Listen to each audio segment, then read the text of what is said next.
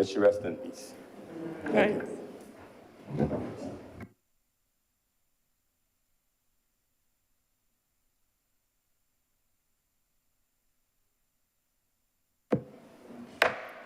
The Senate is now in session.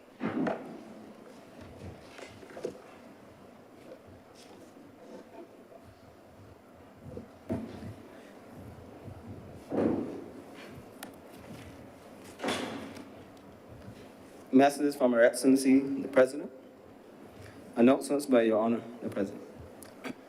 But we have announcements. First of all, excuses for absence from Her Honor, the Deputy President, Senator Thompson, Senator Kevin Boyce, Senator Cummins, Senator Monroe Knight, and our chaplain will all be absent today. By way of further announcements, just by way of a brief report, last meeting, I was actually in mid-air whilst you all were meeting. Mr. Speaker, the Clerk of Parliament, Senator Andretti Boyce, and I, we were on the tail end of our attendance at the 65th Commonwealth Parliamentary Conference. And just to note that, a couple of quick observations and a note of encouragement. Mr. Speaker is, of course, a member of the Executive Committee of the Commonwealth Parliamentary Association, and this was the first meeting since 2019, having been suspended because of COVID-19. I attended a small branches conference and chaired a session on wellness indicators for small parliaments. This has to do with alternatives to the GDP per capita as an indicator of welfare and how parliamentarians should take note of these other measures in the decision-making and the legislation. So Senator Drake and Senator Hines would have enjoyed that, I'm sure. But interesting work there. And it's actually in practice in several jurisdictions, and either nationally or in sub-regional parliaments. The Senator Andretti Boyce, he attended the network of parliamentarians with disabilities. And in fact, the Constitution was amended to make recognition of that. That is now a recognized body within the Commonwealth Parliamentary Association. And that was quite useful in his role as a member of the National Advisory Committee. What I would say by way of encouragement, and of course the Clerk of Parliament, there is a special meeting of the Society of Clerks at the table. They're engaged in professional development, exchange ideas, network, and Mr. Eastman, like his predecessor, great George Branker, are well known and respected in the Commonwealth Parliamentary Association circles. But I want to encourage, though, one of the things coming out of the conference is that parliamentarians need to be reminded of the availability of online professional development through the Commonwealth Parliamentary Association's Academy, the CPA Academy. If you go on the CPA website, it's a big tab there inviting you. You go register, indicate which parliament you're from, you set up your username and password, and the courses are free to parliamentarians. And so members of the House, members of the Senate, they're all available there, and I would encourage you to make use of them. I've done several of them myself. There are some for beginners, some for advanced people, a range of topics, some directly parliamentary, others which will enable greater awareness, for example, those on climate change and the like. So I want really to use this opportunity of the announcements of our presence at the meeting to exhort you to make use of this free professional development opportunity for parliamentarians via the CPA Academy. Those are the announcements for today. Minutes to be confirmed, sir. Minutes of meeting held on Wednesday? Yes, that's right. Thank you for the reminder. I so got caught up in using my minutes that I forgot the minutes.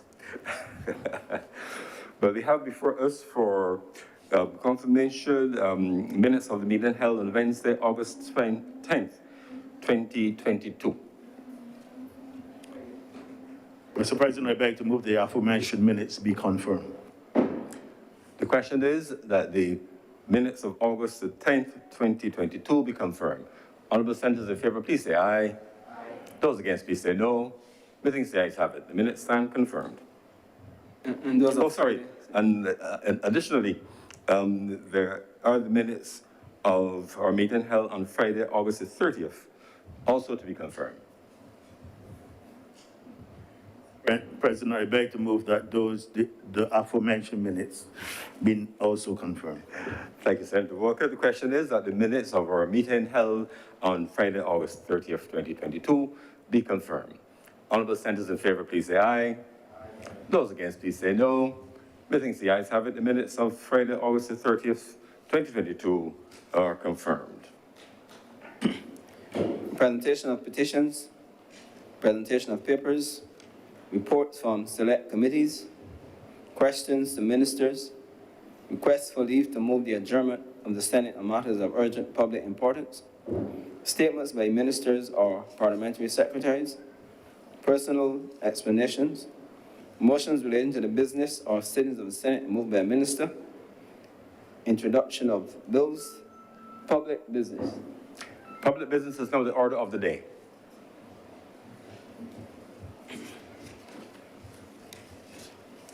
Order number 4, sir. Order number 4.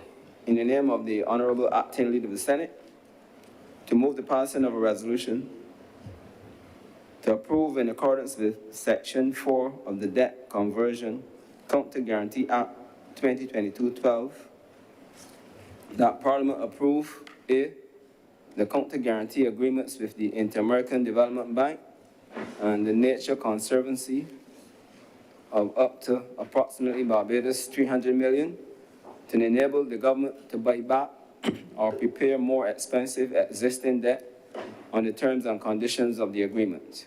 B, the conservation funding agreement for the purpose of paying the net savings over 15 years to a local trust which will manage conservation work. And C, the environmental and conservation commitments under the Conservation and Sustainability Commitments Agreement. Senator Walker. Thank you, Mr. President. At the outset, I would want to seek your indulgence to have resolution number 4 and resolution number 5 debated in a cognate debate as they are inextricably linked. The question is that the two items so mentioned be treated as a cognate debate. Honorable senators in favor, please say aye. Those against, please say no. I think the ayes have it. Please proceed, Senator Walker. Thank you, Mr. President.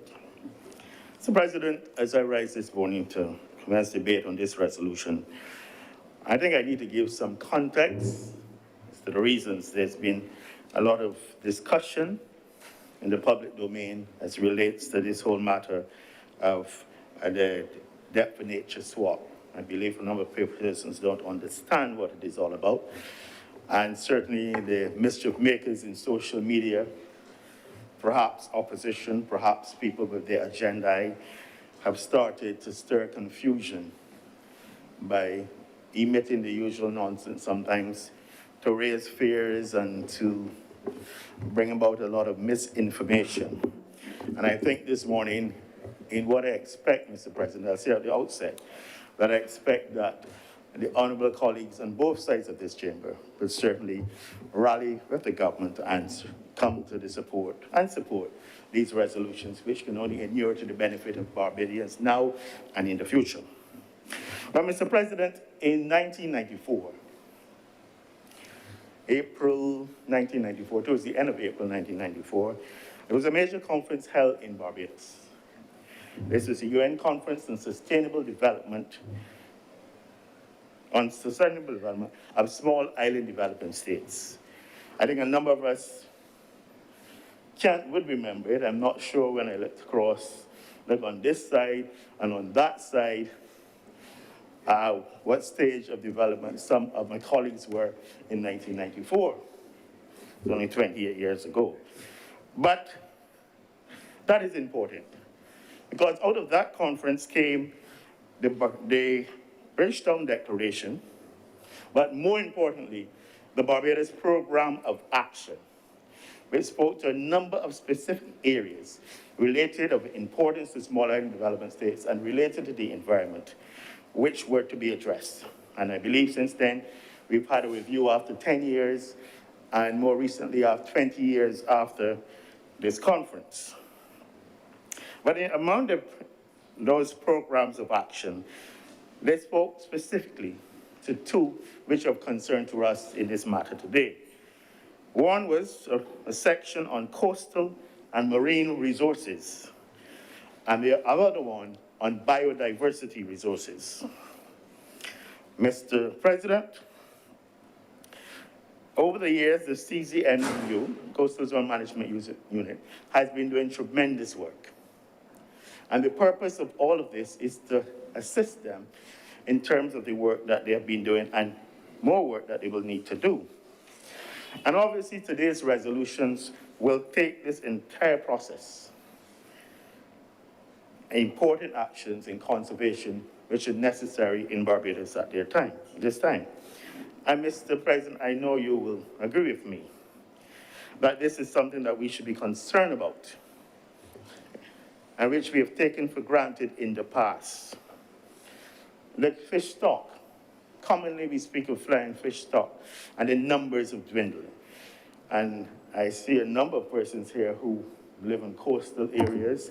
I see one or two, like my colleague, Reverend Rogers, I'm not sure as it relates. You too, you're from St. George. So in those days, you, Mr. President, I'm sorry, we talked back, certainly when I was at school decades ago, we made fun of people from the central parts of Barbados never seeing a flying fish fly over the water, out of the water, or never seen a flying fish and held it up, never enjoyed the delicacy of roasted flying fish on the beach, only saw it filleted and deboned. And now I wonder, what percentage of Barbadians, especially the younger Barbadians, can tell you that they've ever seen a flying fish flying? Have ever seen it as it looks in its natural form? Of course, there's also the matter, and Mr. President, the contentious matter of the dwindling resources, sea eggs, sea urchins. These used to be a delicacy. You go on beaches and see people cleaning sea eggs, eating them raw, cooking them, boiling them on the beach. And now, how many younger Barbadians have ever seen a sea egg, far less tasted it? And these are some of the things that we need to be concerned about. Mr. President, you might not have suffered. They were the black sea urchins, popularly called the cobblers. And an experience, normally when you went around the coral, the nearshore areas, the rocky areas, you had the pleasure of having some of these spines in your feet. It was not a pleasant experiment. I mean, I'm in an honorable chamber. Some treatments included getting someone to urinate on your foot, using candle grease, using various poultices. But when last have you seen one? And these are some of the things that I'm talking about that we need to be concerned about. Free cakes, sprats, jacks, conger eels, these are the things. I don't know if my honorable colleague on this side, who always speaks about fishing, etc., knows about any of this. And I'm speaking about you. But you know, Mr. President, this is what we are up against. And I think we go along merrily in Barbados. And we are not taking note, not cognizant of what is really happening to us. Seahorses, we dried, we kept them as souvenirs. I'm sure many of you would ask you, what is a seahorse? Sea cockroaches. We collected them in biology at Lodge School. These were used as bait. And of course, the more popular, which is still done in parts of Silver Sand, the picking wills and dipping them in the seawater and eating them raw. These are the things that Barbadians of not so long ago indulging, and these things were plentiful. And as a result, perhaps, some would say of development, they are no more. And I believe the purpose of these resolutions is to ensure that we can stop this situation and perhaps encourage the regeneration of these animals that were part of our biodiversity. We used to snorkel over the near-shore reefs and admire the beautiful formations and the fish, and we call it sea moss. And of course, my learned colleague over there, Senator Rogers, said it's not sea moss. It was really varieties of seaweed. And there were over 300 varieties of seaweed documented in Barbados not too long ago. Now all we hear about is sargassum. And hence I have to commend the Coastal Zone Management Unit for the important work that they have been doing, indeed, in restoration of our bleached and deteriorating coral reefs, I can call it, and in some cases, dying and dead.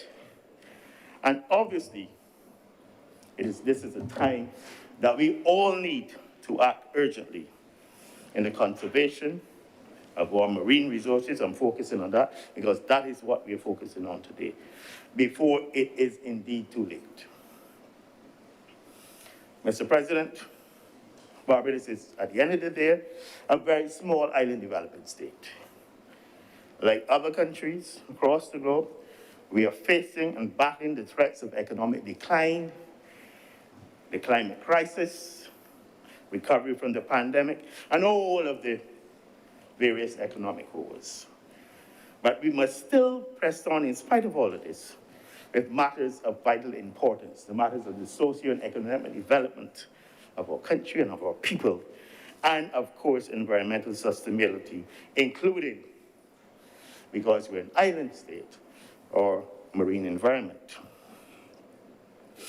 Mr. President, of course, it is extremely difficult when our debt to GDP is hovering around 130. An improvement from where it was a few years ago, but not where we want it to be. And scarce funds have to be found and are being utilized for myriad other important purposes in our country.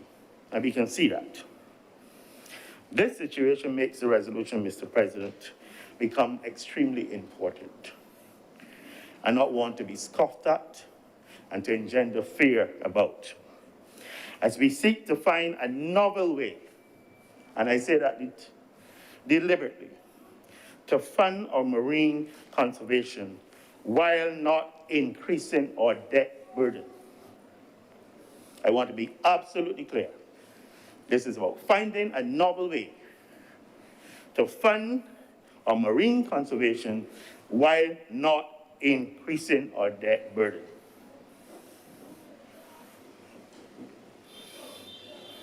Mr. President, I've done some reading. This is not my area.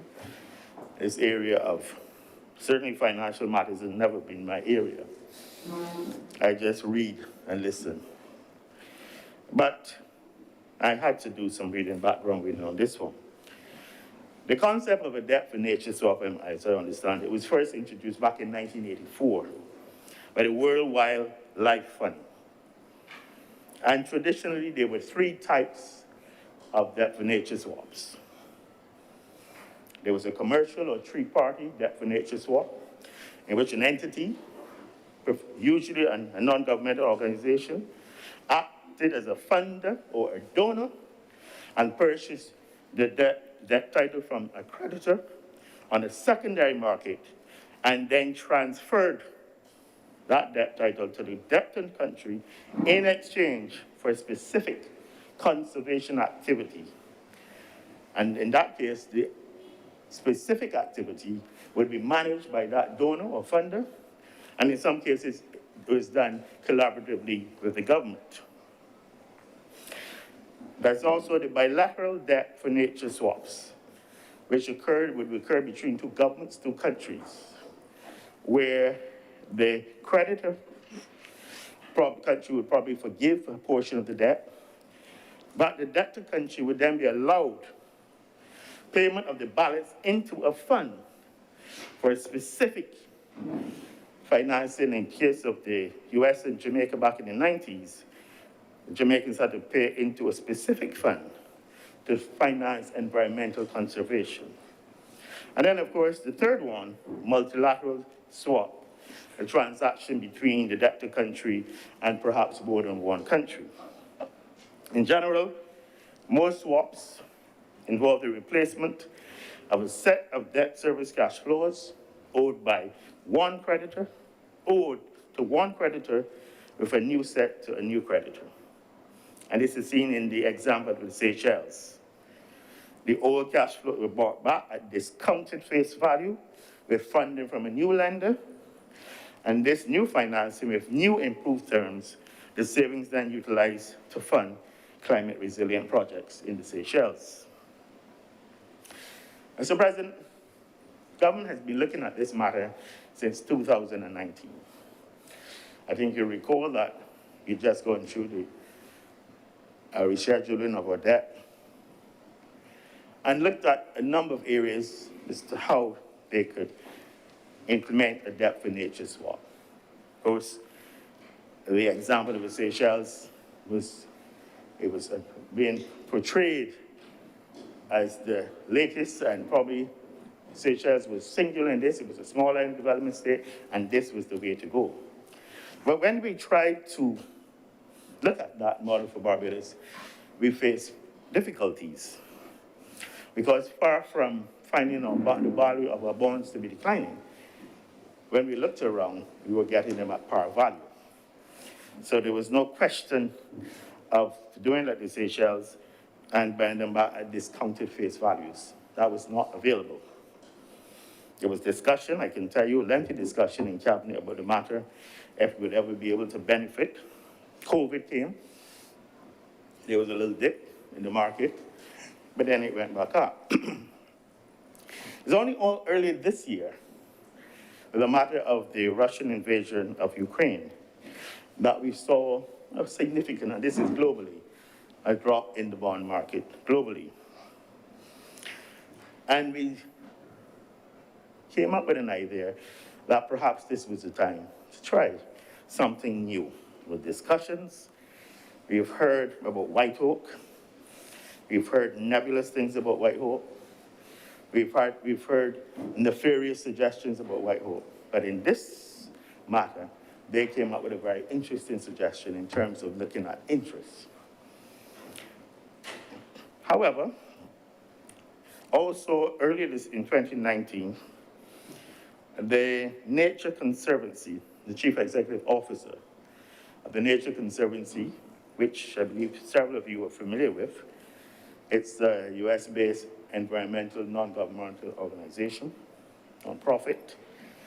It has been established since 1915, is present in over 70 countries. It's had major experience.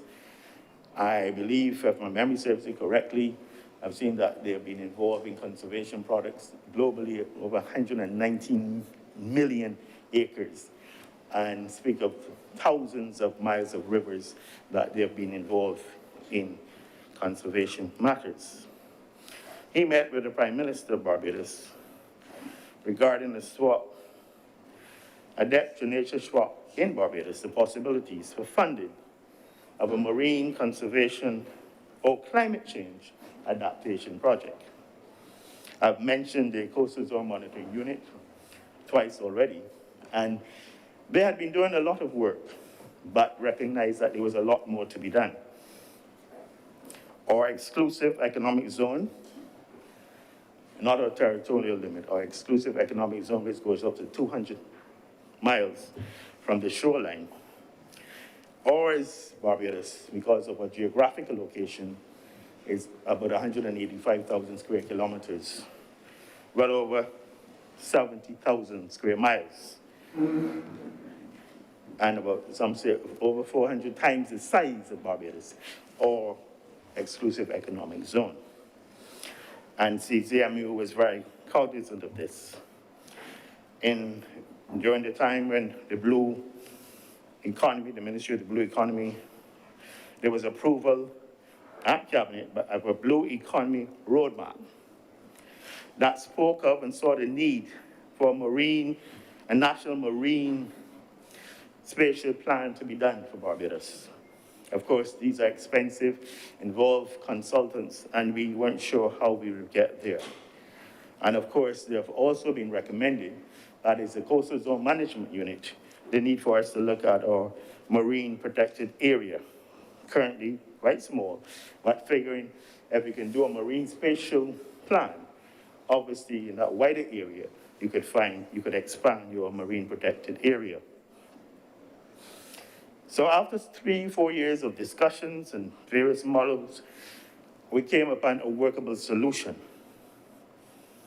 It was determined that the government of Barbados would retire a portion of the Eurobonds and expensive domestic debt, and the interest saved from that process could be then pledged to support our project in marine conservation. Prior to that, there was need, obviously, for a National Conservation Fund, and hence the establishment of the Barbados Environmental Sustainability Fund. And I should mention at this point in time, before I forgot, that it speaks to the composition. And the full board, founder members, Government of Barbados, University of the West Indies, the Nature Conservancy, and then their ordinary directors. And I should say there's a full board of directors of 11 members, 7 of which are non-governmental, and 4 government representatives. And these include the Ministry of the Environment, National Beautification, the Green and Blue Economy, the Ministry of Tourism and International Transport, the Ministry of Finance, Economic Affairs and Investment, the Institute of Chartered Accountants of Barbados, the Barbados National Union of Fisher-Folk Organizations, the Barbados Chamber of Commerce and Industry, the Caribbean Youth Environment Network, the Barbados chapter, and Chartered Financial Analysts of that Society of Barbados. They rotate. So that was established. Mr. President, but the ability of the government of Barbados to issue debt at concessional rates have obviously been made possible by guarantees from the Inter-American Development Bank and the Nature Conservancy. And I know the honorable members in this chamber are familiar with this, because I believe a few weeks ago, there was a debate about the counter guarantee matter, counter guarantee act. Initially, in discussions with the IADB, they were guaranteeing US $75 million. And at that time, the Nature Conservancy, they were guaranteed 25 million US. Subsequently, the Prime Minister met with the President of the IADB, Mr. Clever Caron, and suggested that perhaps the IADB should look at increasing the amount that they were willing to guarantee and increase their project size to 100 million US. So they went from 75 to 100 million that they would guarantee. And this is something that the IADB doesn't normally do, because they are very cautious. They're AAA, but they're extremely cautious. Mr. Claver Cameron said that he was supportive of Barbados because of he could see the strong environmental impact of the proposed project. He's of Cuban extraction, Mr. President. I just mentioned that there.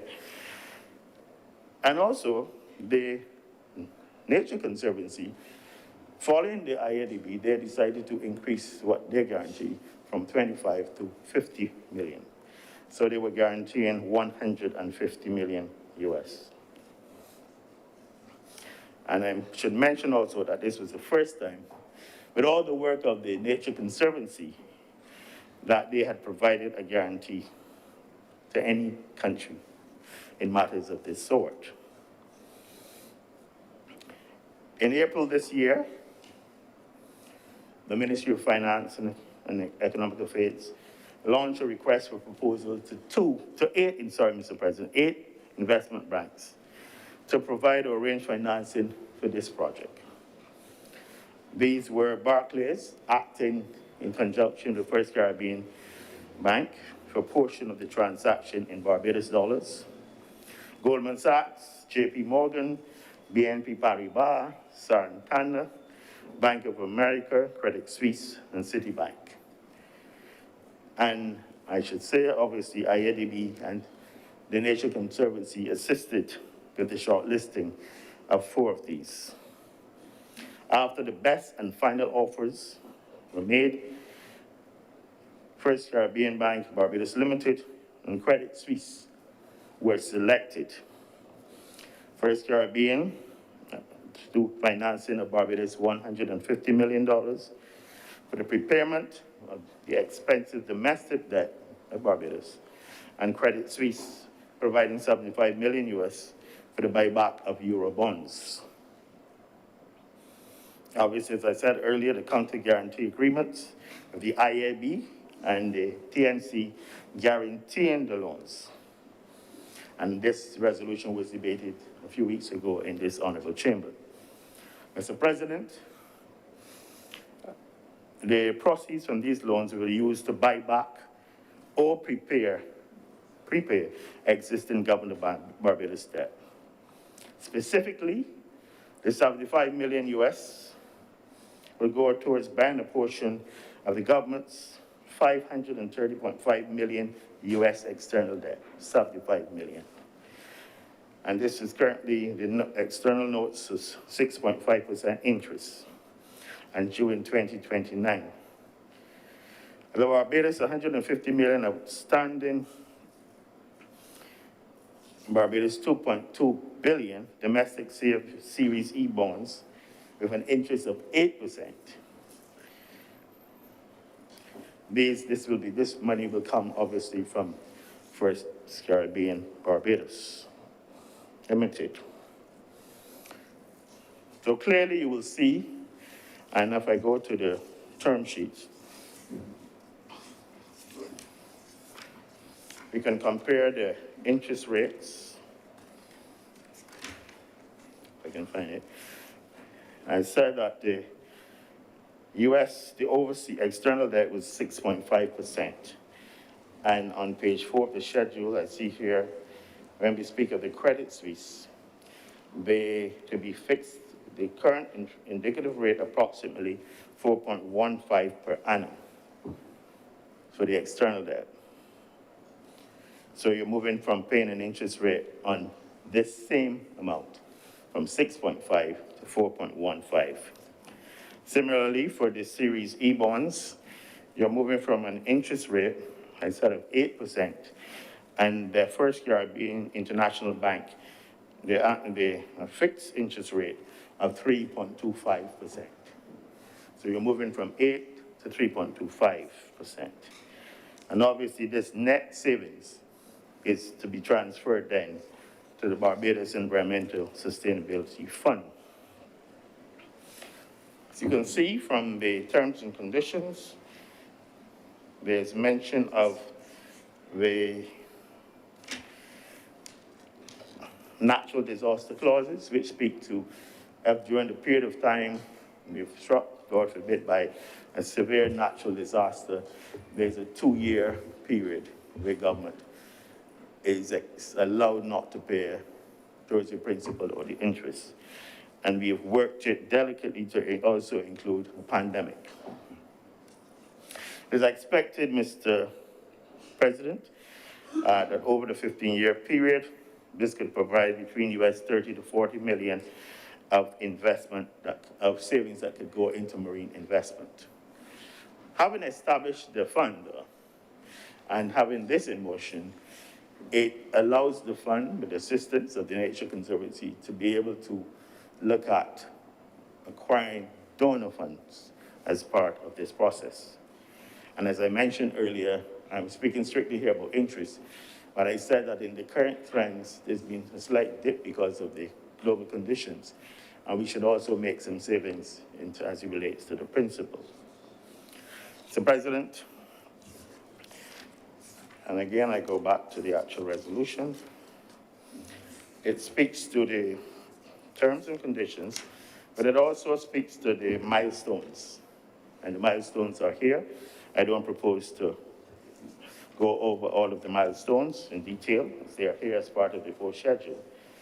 It speaks about the initiation of the Marine Spatial Plan no later than 3 months after the signing of the contract guarantee agreements, the completion of the first draft of the design no later than 36 months. It speaks about milestone number 3, the legislative and regulations to declare this marine diversity protection zone. And I should mention here, and I've discussed it with some colleagues in here earlier and with the minister, that initially, within the remit of this Coastal Zone Management Unit, we were looking at very limited marine protection areas. We were looking along the coast and in our territorial waters. And this speaks to 30% being a marine protected area and stuff like that. And I think that the focus now in doing the Marine Spatial Plan, we have to look at coming from outside in terms of that 30%. Because it could be very disruptive if we were to start as where we were now and try to increase that to 30%. I mentioned the participation of the Bar Newfort in the actual fund, but it also as part of this entire process, and it has started, has to be engagement of the stakeholders, especially the fisher folk, who stand to be affected and also to benefit the most from this entire process, if carried out properly. I say that because obviously, Mr. President, I don't know about you, but by the time this is up and running, I suspect I might well be pushing daisies. There's a milestone 4, speaking about the gazetting, etc., and it's all there. So all I'm going to say at this point in time, Mr. President, is that one of the key I mentioned at the beginning, the Barbados Sustainable Conference here, that happened in 1994. But prior to that, there was a Rio Summit in 1992. And one of the key principles that came out of the Rio Summit was that development today must not threaten the needs of the present and the future generation. And therefore, Mr. President, I ask all, as I did at the beginning, at the outset, all colleagues on both sides of this honorable chamber to join me in supporting these resolutions, which will definitely inure to the benefit of Barbadians now and in the near future. With these few words, Mr. President, I beg that this resolution do pass. Thank you.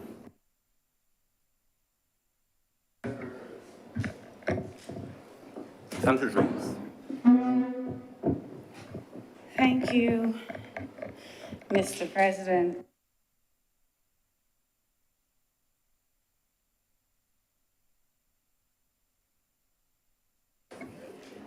The former leader of government business, Mr. President, and now acting leader of government business, I want to congratulate him on going through the financials of the counter agreement in the way that he did. So it would save me a bit of time in explaining how the financial arrangement works and how it is different from other previous arrangements as it relates to debt for nature swaps. So the 2 resolutions before this chamber, as was mentioned, thank you, as was mentioned, is truly a reflection of where we are right now. Small island developing states like Barbados face great economic uncertainty, and we also have to deal with the challenges of the climate crisis as well and the impacts that come along with that. And so this innovation to the debt for nature swap, I think, is suited for the context of Barbados. As was mentioned, Mr. President, we were not able to go the route of having a debt forgiveness type of arrangement because our debt was still trading at par. Countries, let's say for instance, Bolivia, when they first did it in 1987, their debt was actually trading at 15 cents on the dollar.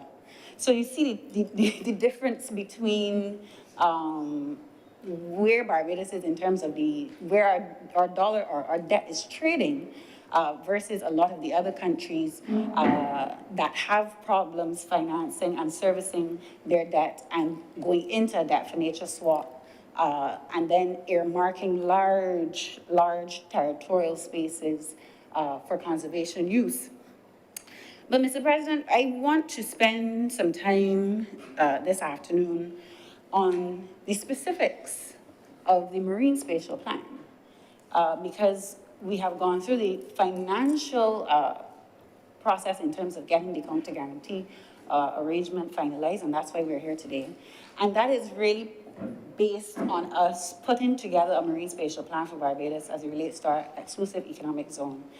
And there are some issues and areas that we need to work through as it relates to developing the Marine Spatial Plan and also the implementation of the Marine Spatial Plan.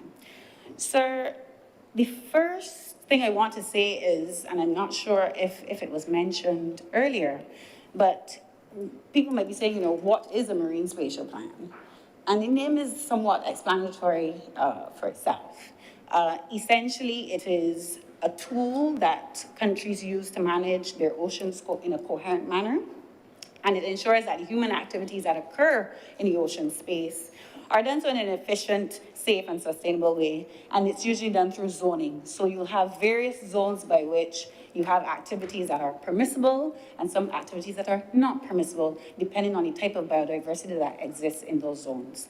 So to say that, Mr. President, is to also note the importance, and this is the first area that I want to talk about, is data and data management.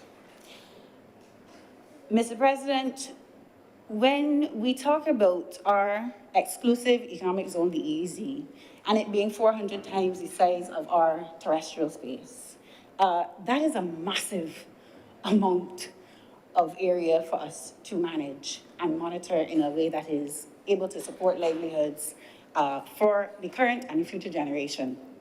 And for us to effectively have a Marine Spatial Plan that is supported by informed decisions, then we have to ensure that the ecological integrity and the health of the marine resources in that space is captured. Sir, but in order to do that, in order to protect and manage, you have to know what exists. You can't protect something that you don't know if it exists or not. And as was mentioned, and I will repeat it, and I have no issues in repeating this, the work that the Coastal Zone Management Unit has done so far, they've done a fantastic job in the collection of data along our coastal areas. I believe the data that they collect goes out to about 200 or so odd meters, give or take. So that is to tell you it's not a far distance out by which we have comprehensive data. When we get further out into the Atlantic, then, the data just does not exist. We don't know what is out there, Mr. President. And to meet the commitments outlined in the fourth schedule of the debt conversion resolution, Mr. President, which outlines the conservation and sustainability commitment agreements, the aspirational goal of protecting 30% of your biodiversity in a particular area, you have to have the appropriate inventory of what resources are there and the health of those resources. As I said, closer to the nearshore, we do have an understanding of what's there because we've been collecting what is called LiDAR data, Mr. President, which is light detection and ranging data. It allows us to collect what is on the seabed, the contours, the different types of structures, so we know what types of coral reefs are there, we know what types of vegetation exists. So there's a good mapping of what's in our nearshore. But as I said, further afield, or further out into the ocean space, I should say, we don't have an understanding. And there are a number of other agencies that also are on the front line of collecting data. We have the Fisheries Department, University of West Indies, the Environmental Protection Department, all collecting various types of data. And that in and of itself is a good thing, but I'll also mention how we can improve in that area as well as it relates to the data collection amongst various departments. Sir, for us to conserve 30% of our EEZ. As I said, there is data, but at the moment, there's no central data repository on marine data or even environmental data at the moment in Barbados. And if we are saying we're going to build out the blue economy of Barbados based on the Marine Spatial Plan, then we have to have a central repository of environmental data in Barbados, because that will be the bedrock by which you make your decisions, and you're going to understand how certain trends are changing as it relates to biodiversity, different pressures and challenges that may be affecting various marine life. So I think that that is an area that we have to look at. And I also want to state that in addition to having that central repository for marine and environmental data, that can also be a segue into us moving towards including natural capital assets in national accounting. Because once you have the collection of data in a central place, like we have with the central bank reporting economic data, you have that environmental data that is then coupled with your economic data to have a better understanding of how economic activity is either benefiting or costing us on our natural capital side. And that is something I think, a direction that we can move in. I know it will take some time. Most things take time because we have limited resources to put things together. But Mr. President, I think Barbados is going to be moving into an area of development that is quite different from what we knew previously. And if we are not aware of the value of our natural capital and how it is affected by human activity, how is it affected by economic activity, then we are creating a blind spot in our policy making. Mr. President, and persons might say to that rebuttal, you know, we do require environmental impact assessments for certain projects. But at the end of the day, you're asking private individuals to basically put environmental impact assessment that may be at the detriment of their own investment.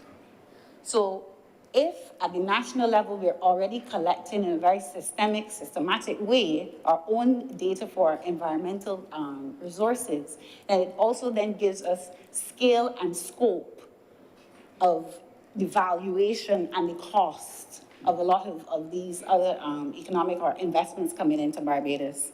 And there's some approaches out there, Mr. President, that we can look at in terms of the streamlining of including the environmental assets into national accounting. The TEEB approach is one popular approach, TEEB, T-E-E-B, the economics of ecosystems and biodiversity, and that allows you to have an idea of what are the economic and social values of the benefits of your natural capital, and that is able to then provide you with policy support. Mr. President, I raise the issue of data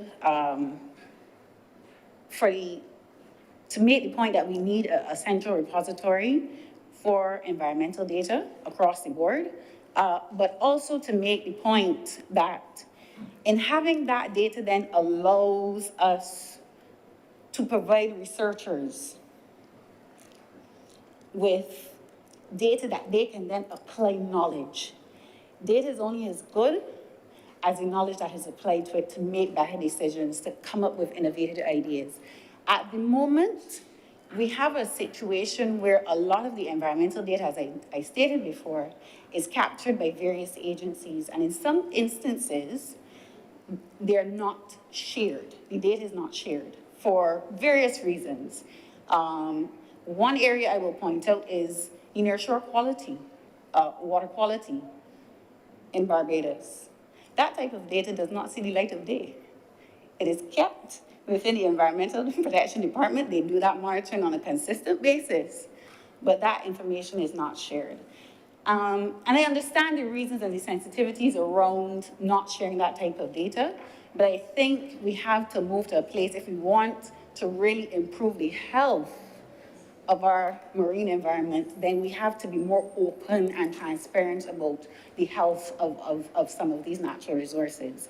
So that is one area in terms of the application of the data. And the more people who have access to it, the more knowledge is created, the more we have more information on it. And that's not just researchers, that may be businesses who want to now move into that same marine environment. They can do their own assessments of what's there, and there may be some new products, some new innovation that then supports people moving into new businesses.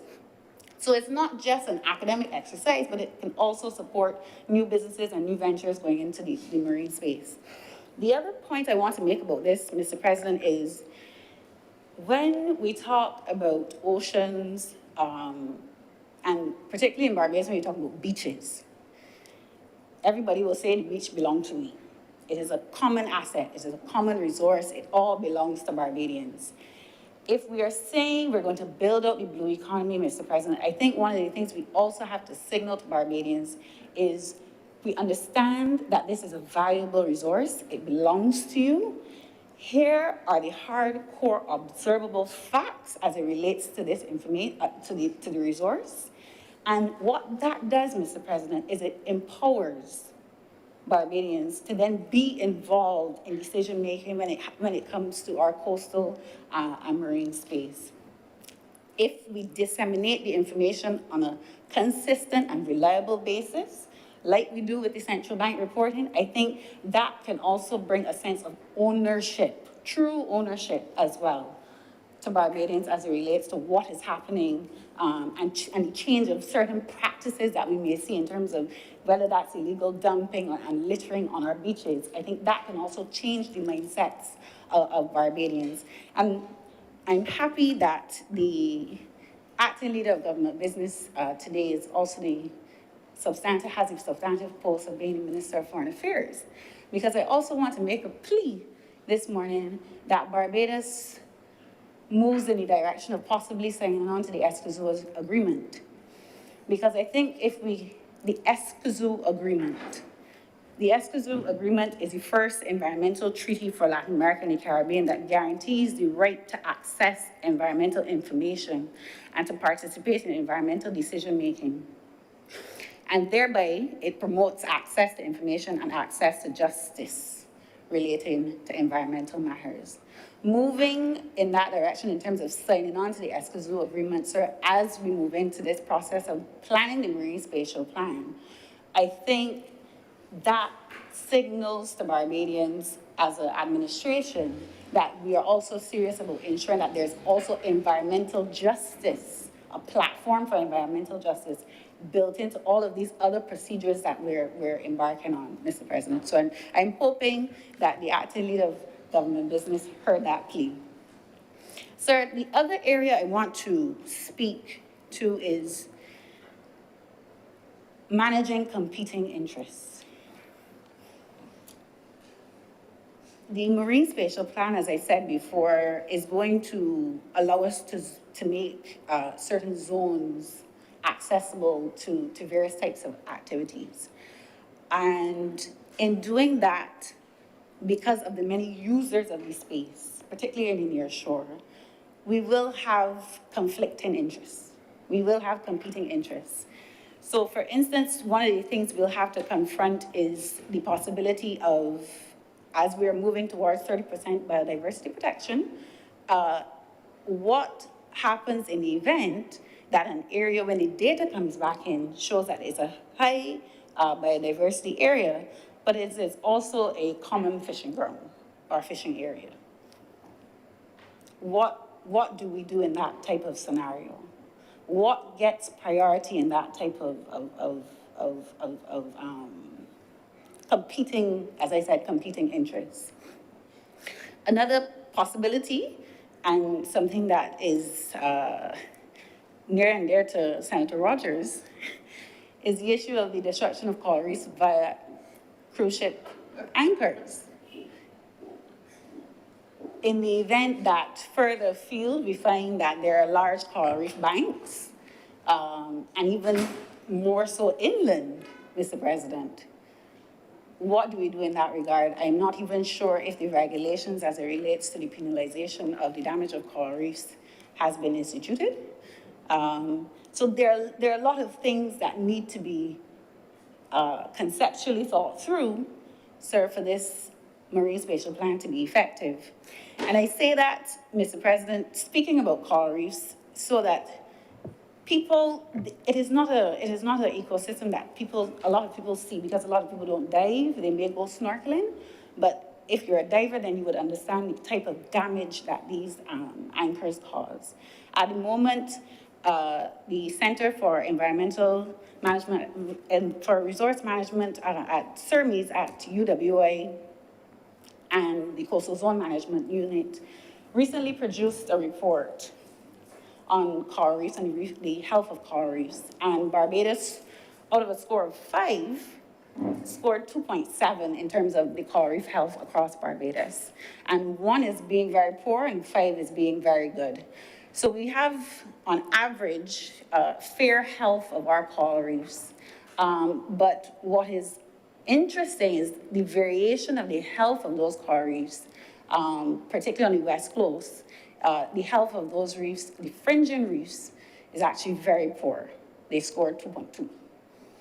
So when we're talking about the management of the marine space and things like anchor damage, we also have to take into account the health of a lot of these ecosystems, which are already under severe stress and are at risk, Mr. President. So in this concept of competing interests in the marine space, are we going to let economic priorities dictate, or are we going to let ecological priorities dictate? Or are we going to find some balance that allows stakeholders to have a share in the marine and blue economy?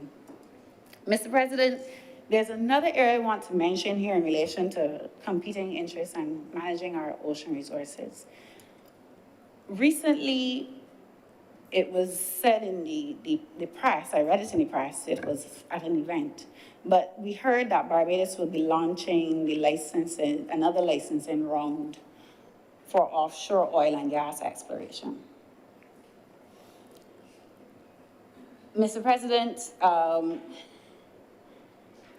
in hearing that, one can only ask if in one breath we are talking about marine preservation and conservation, but in another breath, it seems as though economic interests will still dominate the marine space. And you have to question if we as a country will not be at ideological odds when we're talking about these types of developments, because we're coming to Parliament, we're restructuring, we're refinancing debt, I should say, in order to fund the activities of the Barbados Environmental and Sustainability Fund, and supporting a marine spatial plan, but yet, just this week, we heard of the launching of new licenses in oil and gas exploration. And as a nation, an island nation, Mr. President, that is so vulnerable to climate change and the climate crisis, are we willing to engage in activity that is the primary basis for the climate crisis? The role that fossil fuels has played in greenhouse gas emissions cannot be refuted. And do we as a country really want in 2022 to further encourage, seek out investment in oil and gas exploration in our exclusive economic zone? That is just a question. Because have we really weighed the benefits and the risks associated with the activities of oil and gas exploration? And I'm not sure how many honorable members or Barbadians have ever seen the mapping of what is called the offshore acreage. But most of the blocks that are being put up on offer are in the southeast of Barbados. They line the north, the south, and the west, but most of it is in the southeast. So are we gonna have a situation or a scenario where we're issuing licenses, collecting data on what's out there in the marine environment, you know, identifying various biodiversity hotspots, and then having to renege on the licenses to say, well, no, you can't drill in that area because it is a highly protected marine conservation area? Or are we gonna say, no, we'll forfeit the marine life, drill for oil? These are the questions that you have to ask, Mr. President, and I'm sure there will be some form of rebuttal to that. But even in addition to that, Mr. President, there's some experts, some energy experts, when you talk to them, they will say that oil and gas is old technology. It is old technology. So it is of the 20th century. Leave it in the 20th century. Yes, the money, the foreign exchange that we can earn is very much still very much current currency.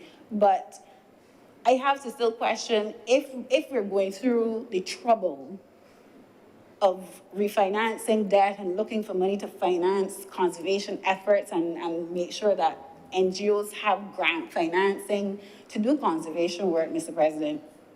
Why are we not looking at wave and thermal ocean energy infrastructure projects? That's new technology. That's green, that's blue energy, Mr. President.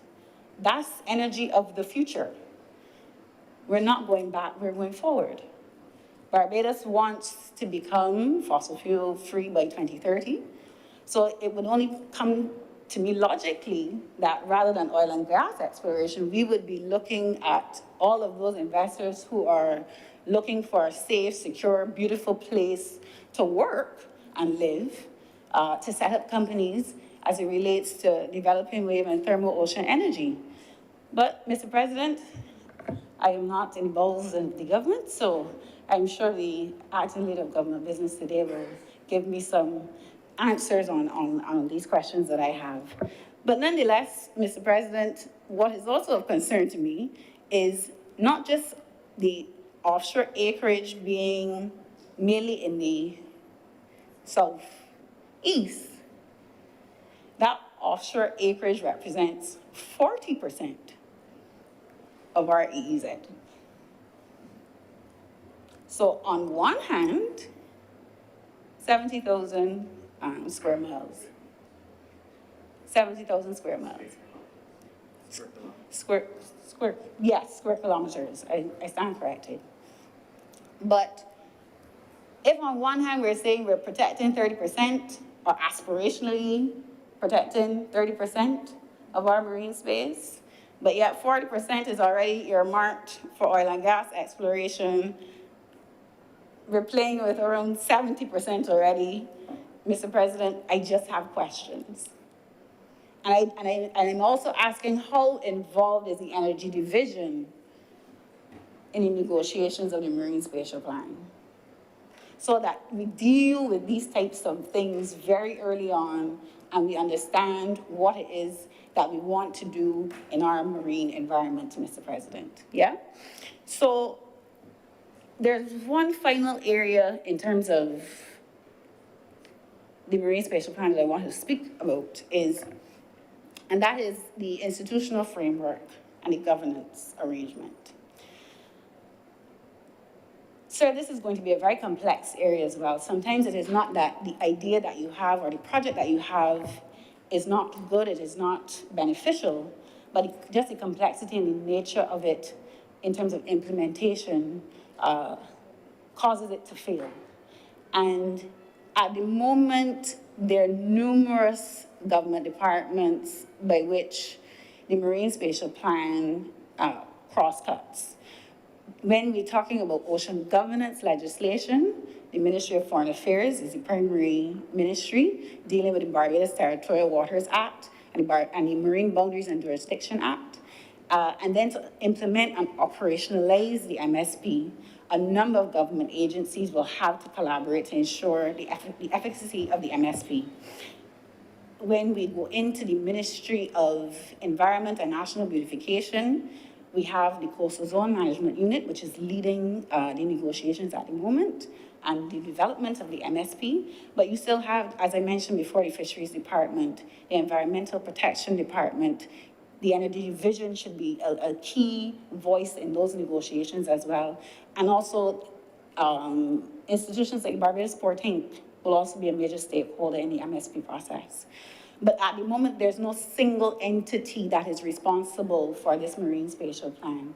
And that in and of itself may not be a bad thing, but it may create a weakness in the process as we move forward. Because if there's no single entity being responsible for marine conservation and the marine spatial plan, then what happens is people pass the responsibility off to others, and then things don't materialize as they should.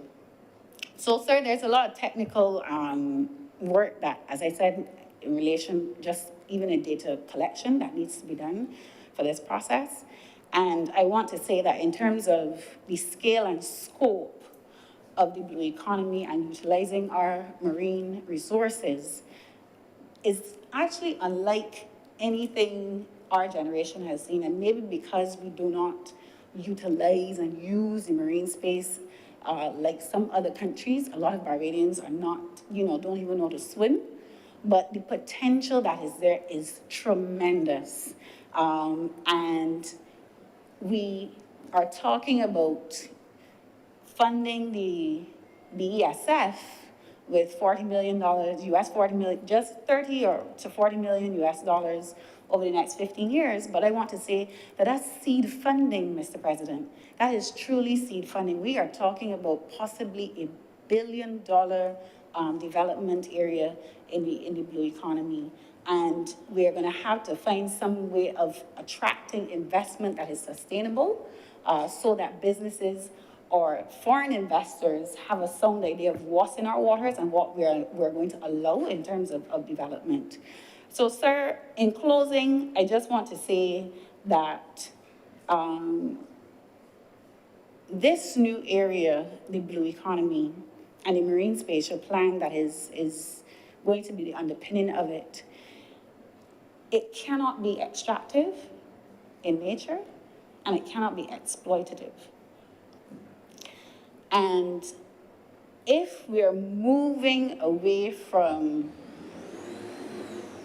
the normal capitalist approach to development, Mr. President, I would like us to think of what kind of ethos, what kind of paradigm are we talking about when we're looking at development for the blue economy? Because, Mr. President, what is very clear is the development models of the past will not be fit for purpose for the future. And I think Barbados is in a very good position to lead in this area. We have the technical capacity. We are way ahead of a lot of other island states as it relates to the legislation, the data collection. And Mr. President, I want to also commend the work that has been done by various persons, the technocrats across various ministries. They've worked tirelessly to date to ensure that the best interests of Barbadians are served first in this marine spatial plan process. And Mr. President, with those words, I'm obliged to you. Thank you very much, Senator Drake. Senator Dr. Brathwaite.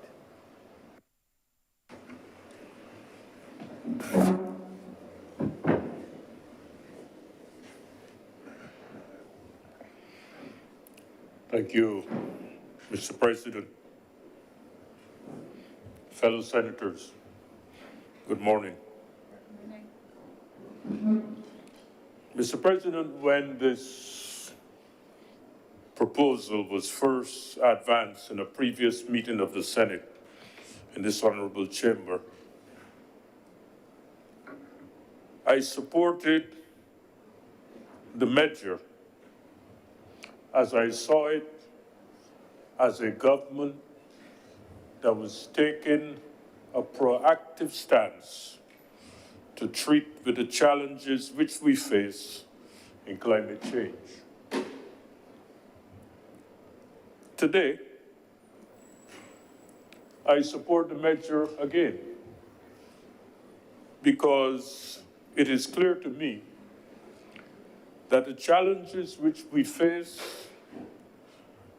in this world as a small island developing state will require significant funding, strategy, projects, and efforts to comply with our commitments which we assumed when we signed the Paris Accord, but also to come to terms with what is now being defined by the World Bank in a recent report as urgent actions that are necessary to help reduce the impact of climate change and to set our country on a path of transition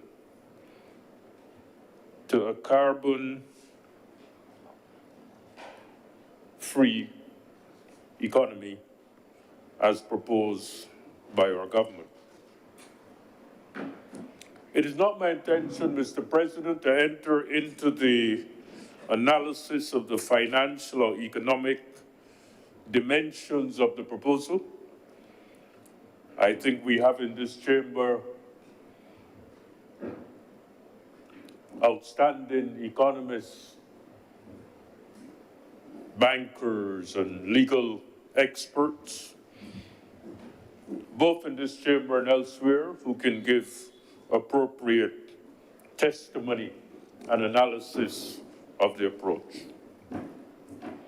What I do wish to say, Mr. President, is that the scientific evidence of global warming points to an expected increase in temperatures between 1.4 and 6 degrees over the next century, higher than was originally anticipated.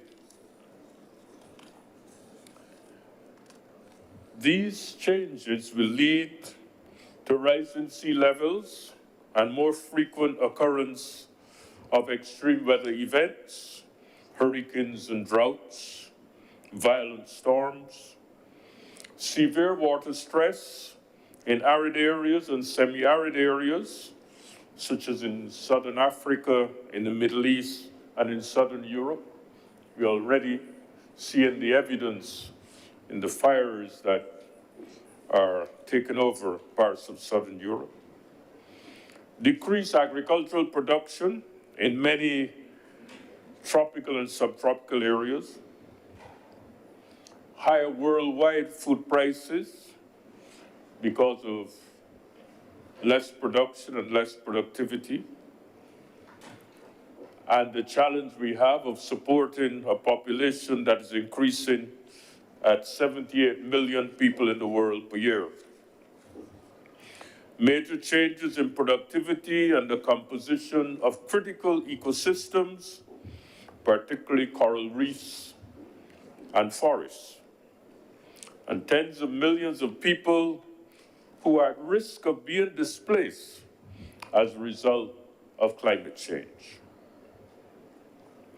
Mr. President, here in the Caribbean, we are particularly vulnerable to the impact of climate change with the frequency of violent storms, flooding, wind damage, increasing the threat to our infrastructure.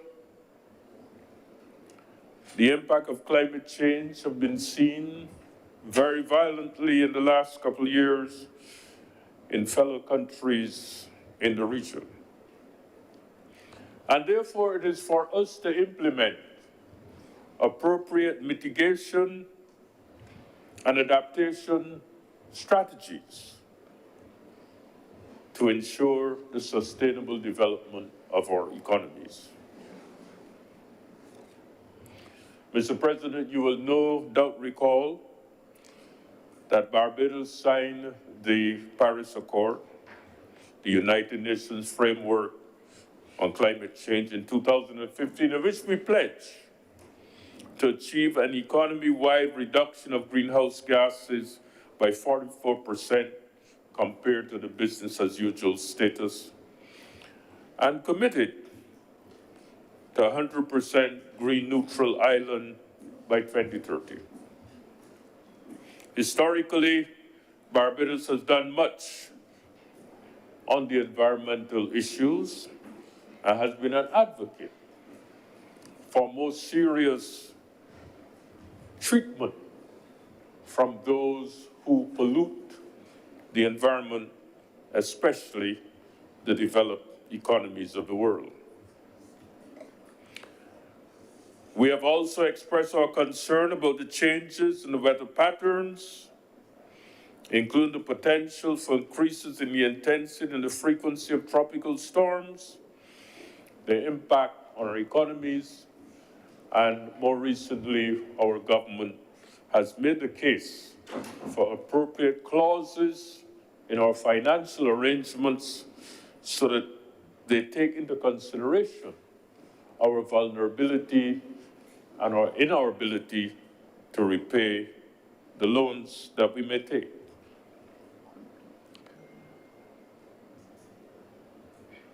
The mitigation of these challenges require money, a lot of money. And therefore, the government must be commended for the approach that they're taking to secure the financial resources that can underpin the sustainability of this nation. I hope, therefore, that these funds will be used to contribute to a new awareness of the importance of our environment and encourage our people to protect and conserve our biodiversity for this and future generations. I hope that these initiatives will promote more productive use of our land resources, thus reducing undesirable vegetation and the overgrown lots, creating a more pleasant landscape in our country. To enhance the aesthetic beauty, I hope that this will help us to reduce erosion and land degradation, enhance water retention, reduce runoff, and strengthen our aquifers. Mr. President, I have one concern about the proposal, and that is that we have not been told of the specific projects that will be financed under this arrangement. Whether these funds will be used only by government agencies or whether they will be accessible also to non-governmental organizations who have a commitment and responsibility for environmental matters. Mr. President, if these funds are going to be used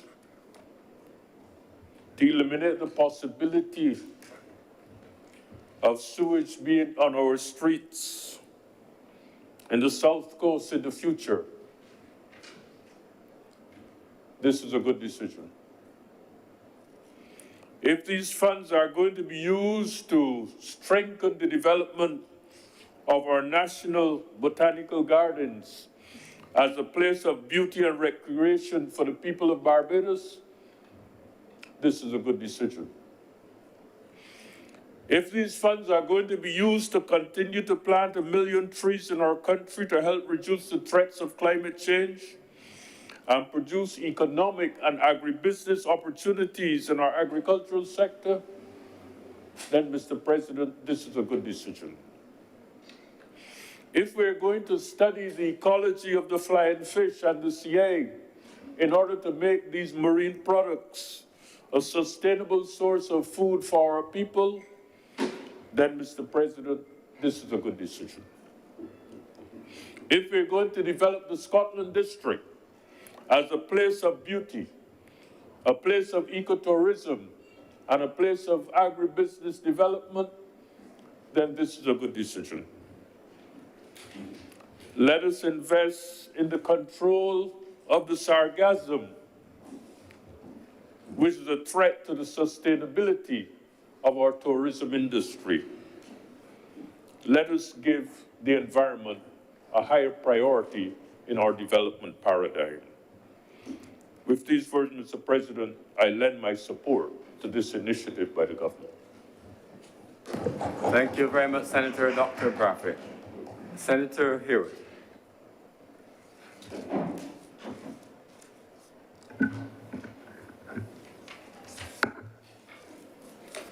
Thank you, Mr. President. Mr. President, we exist in a world today where the vast majority of the targets set under the Paris Agreement have not been met. None of them stand out as a stellar hallmark to be followed. And year after year, many countries across the world, including Barbados, commit to the attendance and participation and contribution in terms of their inputs with regards to the COP.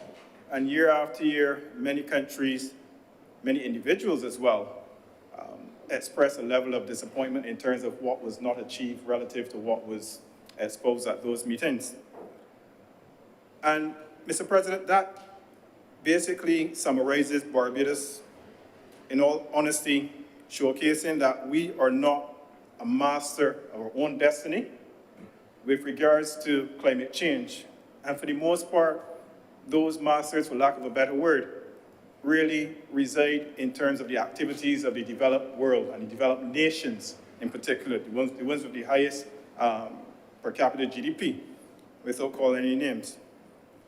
It is against this backdrop that I recognize our vulnerability and that I support this resolution as it converts a financial constraint into an environmental lifeline for this country. And it gives us much needed time to adjust both the human behavior as well as some practices of different species within the ocean as well, towards the betterment of our oceanic assets.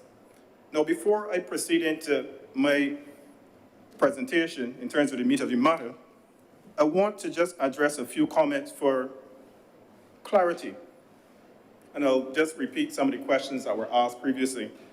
For instance, why are we, as a government, as a country, not looking into wave and thermal energy technology? And I suspect that it was really wave and geothermal energy technology, because thermal energy might imply that you run an iron across the hot pants and whatever you get off of there, you can generate electricity from that. But I suspect it was really geothermal. I really want to say that we are looking at them. There have been assessments in terms of wave energy. And I also want to say that as soon as the middle of October, the Barbados National Oil Company Limited will be receiving a proposal from an external entity in terms of a geothermal plant that could convert the heat from the earth into hydrogen. And that is just a proposal, not a commitment of the BNOCL or the government. So I just want to put that to rest. In terms of the Escazú agreement, in terms of sharing data and ensuring that all the information within the marine spatial area is accessible at any given time to anyone, in principle, I agree with the agreement. But I also want to draw reference to a lecture that was given by the Honorable Mr. Justice Winston Anderson, a judge of the Caribbean Court. And he spoke at the University of West Indies, St. Augustine. And it was under the title, Why the Escazú Agreement Matters, Environmental Rights, Justice, and Public Participation in the Caribbean. And he summarized by saying, there is the challenge to consider how best to integrate many aspects of the Escazú Agreement into our jurisprudence. There are several such challenges scattered through the agreement. Even Article 9 on the protection of defenders of the environment, laudable as its objectives appear, has been seen as problematic by some. And that just kind of underscores, Mr. President, that even though the principle of the Escazú Agreement really and truthfully is laudable, there are still some teething issues that we need to work out within the Caribbean, largely so that we can adopt it in the most prudent manner. Also, most recently, there were calls in terms of, or concerns in terms of the specific projects under the fund that would be undertaken. We heard a number of them from Senator Brathwaite a few minutes ago. But I want to say it is really difficult at this stage, not even having the spatial plan, to one, determine in specificity all of the activities that would come under the fund, having not done the initial assessments as yet. And having not known the activities, then we don't know exactly which organizations to engage, because we don't know which ones will be fit for purpose. So the answer to that basically is that it is too early for us to determine exactly who will be involved, because we don't have the initial assessments which will guide the activities as well. I just wanted to put that to rest as well. I also heard, Mr. President, a concern, and a very relevant concern, in terms of there being a conflict of interest exploring energy in the exclusive economic zone while undertaking a marine protection area at the same time, or spatial assessment that will guide the marine protected area. I want to say that the exclusive economic zone really runs from the shoreline to 200 nautical miles, whereas in most of the marine protected area assessments, we're talking about the length of the pelagic zone, or twice the size of the pelagic zone. So pelagic zone runs from 200 meters to 6,000 meters. In some cases in Grenada, they've extended their MPA up to about 12,000 meters. We're talking 200 miles versus roughly 6,000 meters. I'm saying that to say that the spatial mapping that will be undertaken, to my estimation and my understanding, will not cover the entire exclusive economic zone of Barbados all the way out to 200 miles. Just want to put that to rest. So we can have a situation where there is a marriage of exploration in terms of energy within the exclusive economic zone, while at the same time establishing a marine protected area. I just want to put that to rest, Mr. President. But, Mr. President, this resolution goes way beyond C plus G plus I plus X minus M. This is not an economic debate from my perspective only, and I'm certain the Honorable Senator Drakes and yourself, who's also a student of economics, Mr. President, would know very well what I refer to in terms of that terminology, which is just a calculation for GDP. I think so, I can be corrected. But this is really about the environmental protection, or the protection of our environmental zones, the pelagic zones, and all the other zones out there in the ocean, and the utilization of strategies that would combat the activities that we have as humans within those specific zones. It is nothing new either. It is nothing new, Mr. President. As far back as 1981, we would have established the Barbados Marine Reserve, which was about 2.2 kilometers, which is 2.2 kilometers, 4 zones. The scientific zone, it has a northern and southern water zone, and it also has a recreational zone. So spatial mapping is nothing new to Barbados.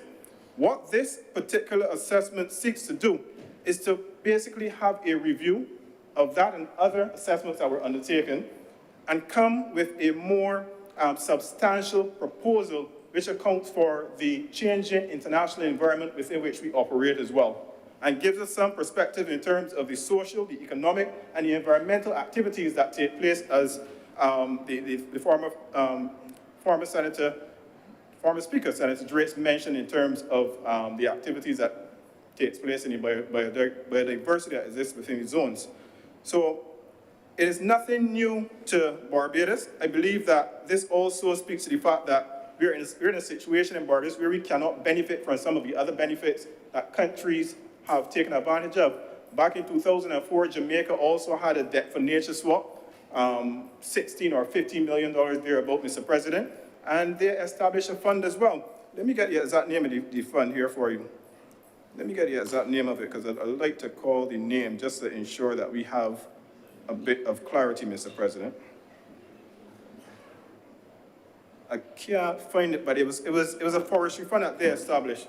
But it is very much similar to what we're doing here in terms of taking the proceeds and investing into a fund and generating activities that would then benefit the environment and ensure that there's a lot of sustainability, not only environmental sustainability, but economic sustainability.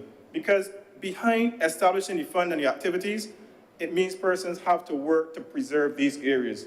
Back in Carriacou, in Grenada, There was an arrangement when they first established the MPA to ensure that there's monitoring of those protected areas between Carriacou and Grenada. And who did it? Not the police officers, but the fishermen. And the fishermen were given a stipend, schedules to travel between Carriacou and Grenada, also Petite Martinique as well, and ensure that there's no one really infringing on the established protocols and ensuring that there's no one fishing within those designated areas. So the fund will stimulate some economic activity, and it will ensure that there's a high level of monitoring ongoing with regard to the activities to protect the specific areas.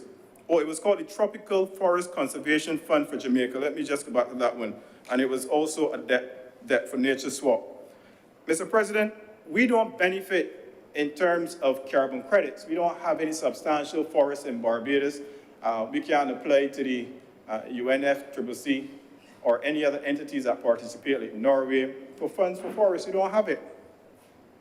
Interestingly enough, the Caribbean has an abundance of different species of seagrass. And similar to what was mentioned in the other place 2 days ago, I want to establish my disappointment, but also offer perhaps some suggestions that we can document the fact or be proponents of the fact that the seagrasses, particularly within the Caribbean, but seagrasses around the reefs, are responsible for carbon sequestering at a higher rate than even any of the forests anywhere around the world. And they extract more carbon than any forest, pound for pound, than any other forest in the world.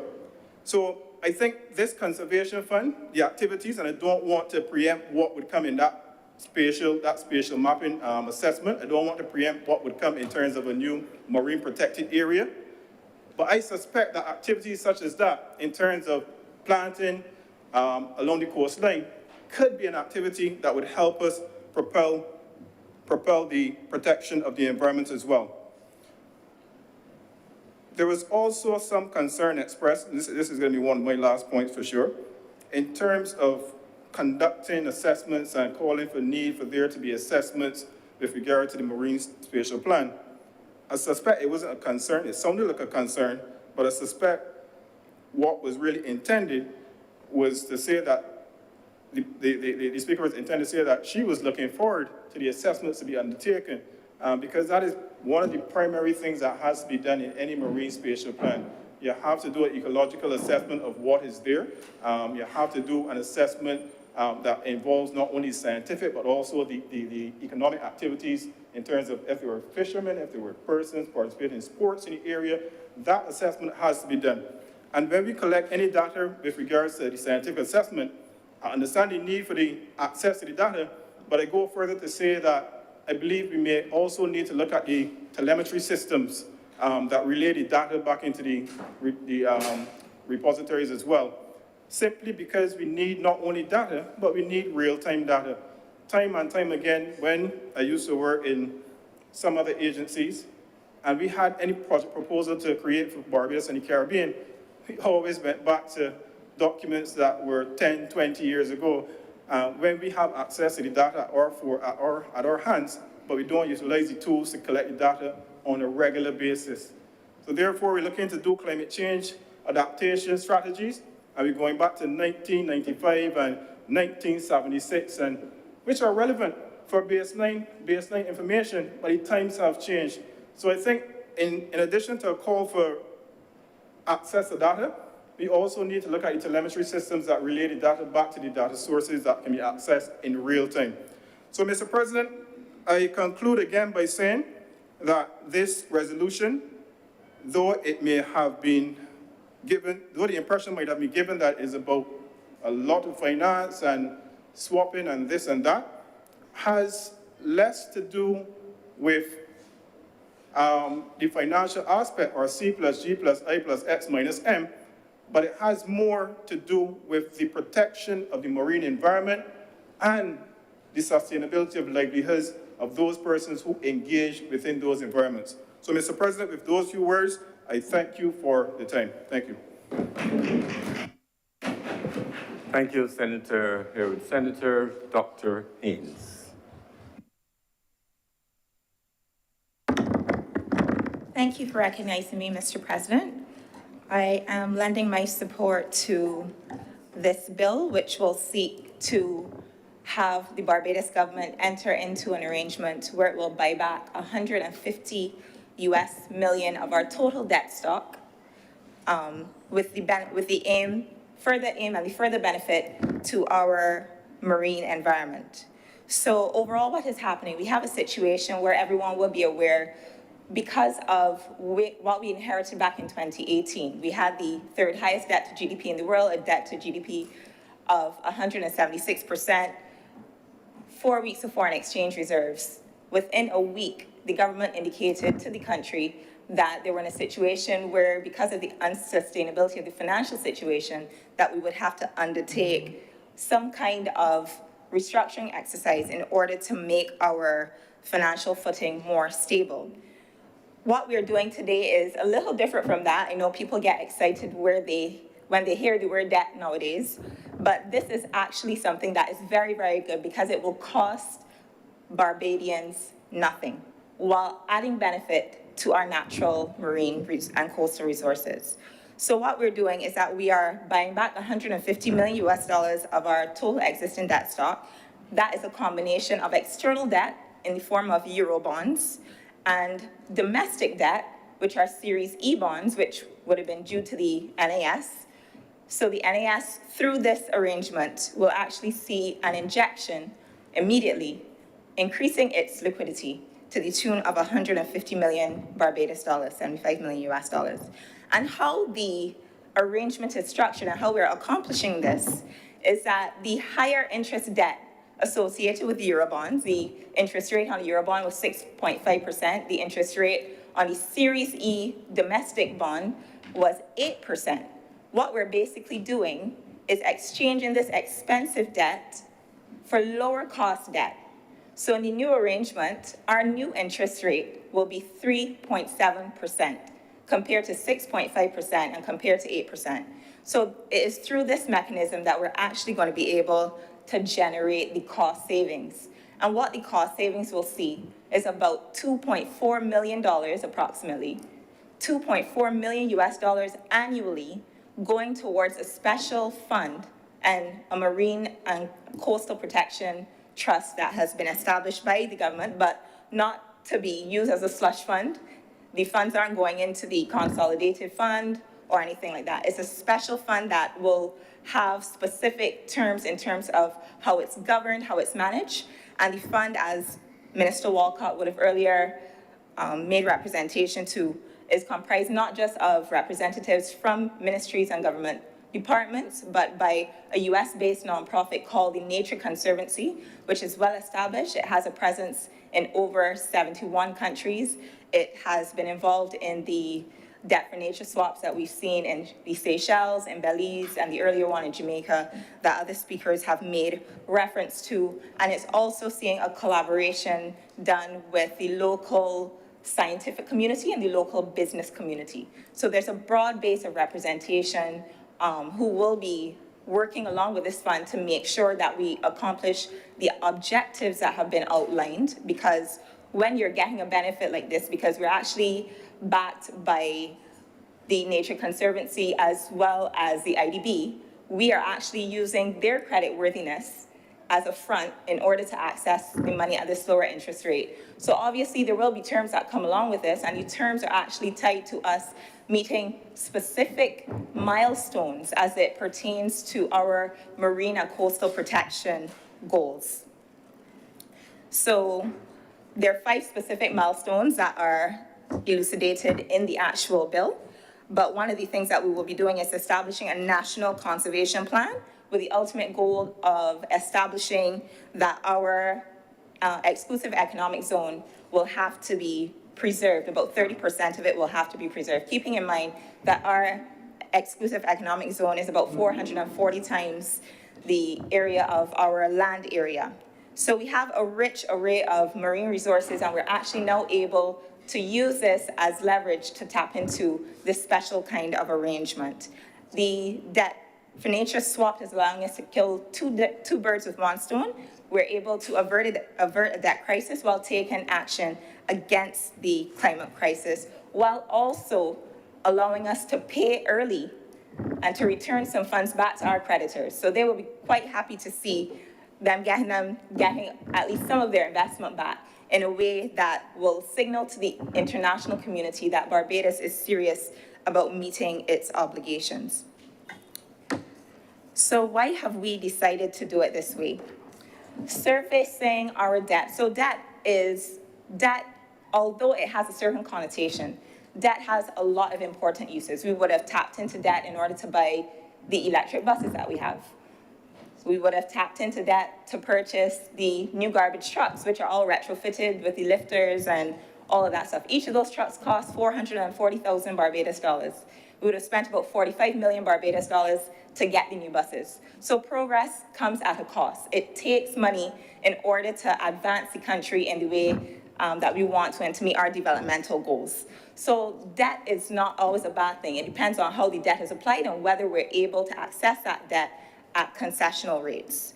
So what we're actually doing is quite progressive, quite exciting. One of the things that I also took note of in reading the bill is that, yes, there is a natural disaster clause where if, God forbid, Barbados is impacted by an adverse weather event, a hurricane or a major storm, that it would allow us not to have to make payments for 2 years.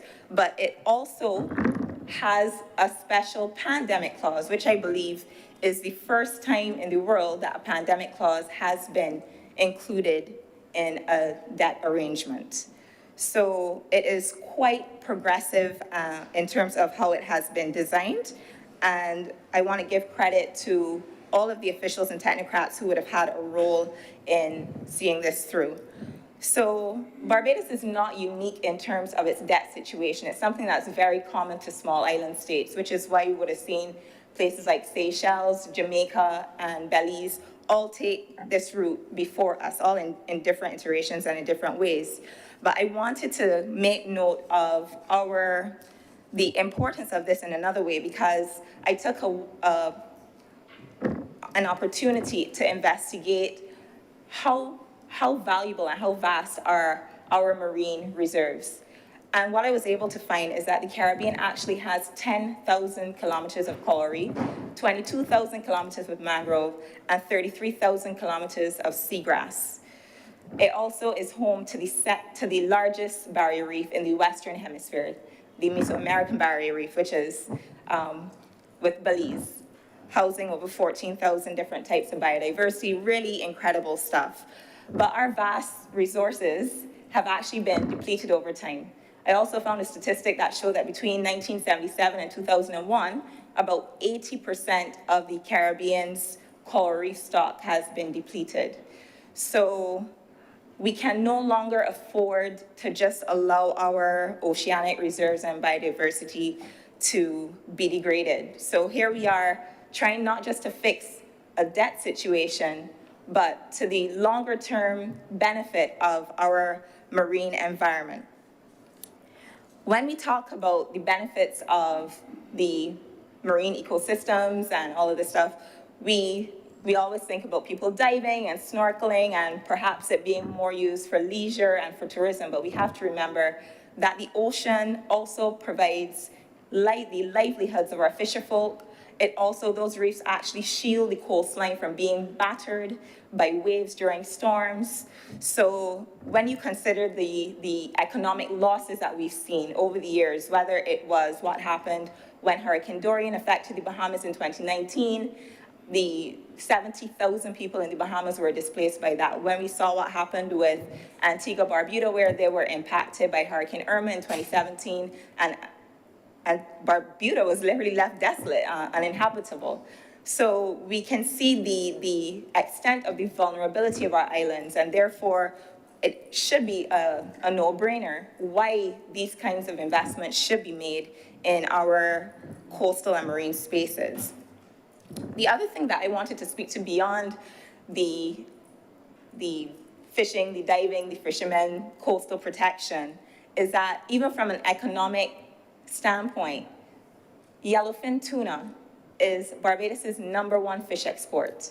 As the water gets warmer, the fish start to migrate northward. So what does that mean? There's so many different areas where you can see that there could be a knock-on economic impact if we don't look after our coastal and marine areas. So I wanted to take a little look at Belize's case scenario, because they actually had the largest debt for nature swap in the world. A lot of people would make mention of the Seychelles, but I think their debt for nature swap only involved about 16 or 18 million US dollars, whereas Belize actually undertook exchanging all 100% of their external debt, a $553 million US dollar super bond, bought back all of their external debt, and what they did was create something called blue bonds in order to finance that arrangement, in order to protect, obviously, home to the largest barrier reef in the Western Hemisphere. You have vast marine resources that require protection. So you can see why these instruments would be quite useful for small island and developing states like Barbados, and I'm glad to see that we have decided to follow suit. Just in closing, I wanted to say that debt ultimately can be a good thing. We've seen situations in the past where debt has wrapped up, sometimes with nothing or very little to show for it. But if we're making investments in our people, if we're investing in education, if we're investing in infrastructure, if we're investing in development, if we're investing in preserving our environment for generations to come, it is an investment and an undertaking that is well made. I would like to credit the Prime Minister for her leadership on the international scene as it pertains to creating a space and speaking on behalf of not only Barbados and CARICOM, but all small island developing states. You all would know that she was awarded the Champions of the Earth Award by the UN Environmental Program. She continues to lobby at the highest levels, even at the UN, on our behalf.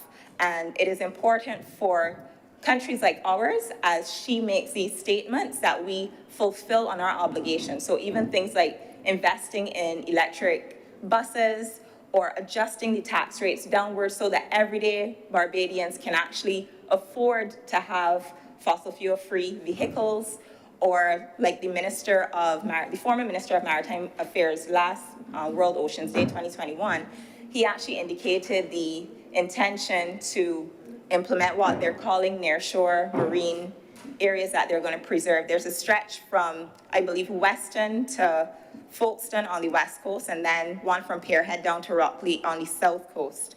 So while she continues to lobby internationally, I think it's important that we in our own space ensure that we are doing our own part to make sure that we are also walking in lockstep to what is being said. And with those few words, Mr. President, I'm obliged. Thank you very much, Senator Dr. Haynes. Senator Dr. Haynes.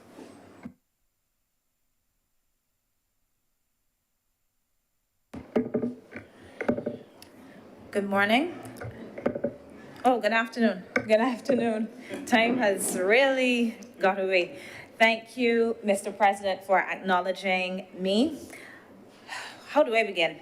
I wrote some things down before I got here, and then I've listened to all of the very useful contributions, I have to say, from the other senators. I really did appreciate the explanation provided by Senator Walcott. And I have to say, I think he did a good job of explaining what is going on here, because this is an area that can be a little bit confusing. So thank you for this. I appreciated the discussion of the 1994 SIDS conference, because I actually remember that conference. I was one of the dancers that was in the opening of the conference because they took children from schools. I wasn't a little child, but I was one of the children that actually danced at the beginning of that. And we went on some school tours to Barbados Community College, where I believe they had some kind of, there was some kind of village or something. So we went on the tours with the schools. The Village of Hope, NGO, Village, right. NGO Village. So I do remember it. And I have to say, I was really excited by a lot that I saw then as a child. And I went to school. I also asked my parents to carry me back again. I found it really quite interesting to see all of the environmental technologies, and I thought, this is such a futuristic thing, and we are going to make these differences, right? That was in the 1990s, and alas, 2022, still hoping to see a lot of these things, and one expects that an initiative such as the one we are discussing today in these two resolutions will help to take us away towards this. I still have some questions though. One of the questions is, where are we meeting today? Why are we meeting on a Friday after this meeting was called on Monday?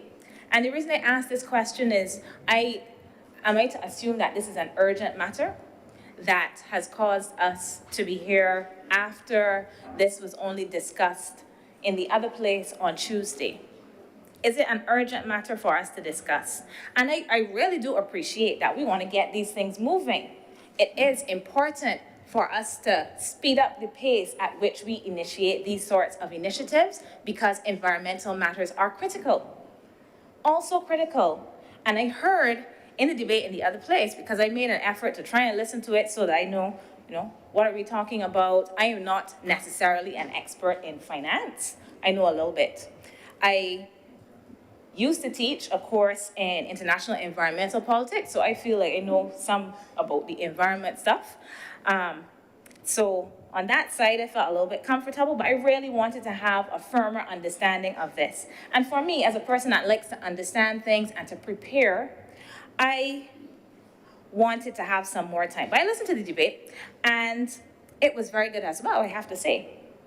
I appreciated some of the clarity that was offered. I got some information about the work that went into this. This is not something that just happened this year, but it was long in the making. Much appreciated. And I also heard that us having these resolutions, this is an effort towards transparency. And of course, I'm all for transparency and accountability, doing what one says one will do, presenting documentation. These are good things. I'm glad for them. I commend the government on these things, although I have to say that these things are limited. And the reason I say that they're limited is because this was debated on a Tuesday, and today is Friday. We had 4 days to look at these documents, and certainly I can read documents in 4 days, but I do not want to just read the documents and come here. I would like to be able to take a deeper dive, to do research, to explore myself, not looking for oil and gas or hydrocarbon, but I would like to explore what this means. What I want to look at the terms of this agreement and find out for myself. I don't want to just trust. I trust things, right? But I don't want to have to go on faith and trust and sitting, listening to people saying, this sounds good. This sounds really good. And then reading it for myself and saying, well, I heard these things, they sound good. I read this for myself, it seemed good, so it must be good, right? This is not transparency. It's not adequate transparency. So we know about good, things are good, and then there's better and best.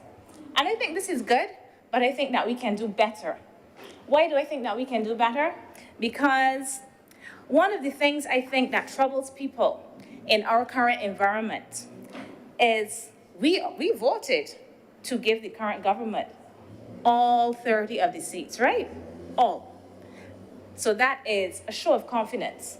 But I think there is this niggling concern about lack of other kinds of voices and questions. And the reason I say it's a niggling concern is because sometimes people ask questions and we hear the word mischief being used. There's mischief about, always is.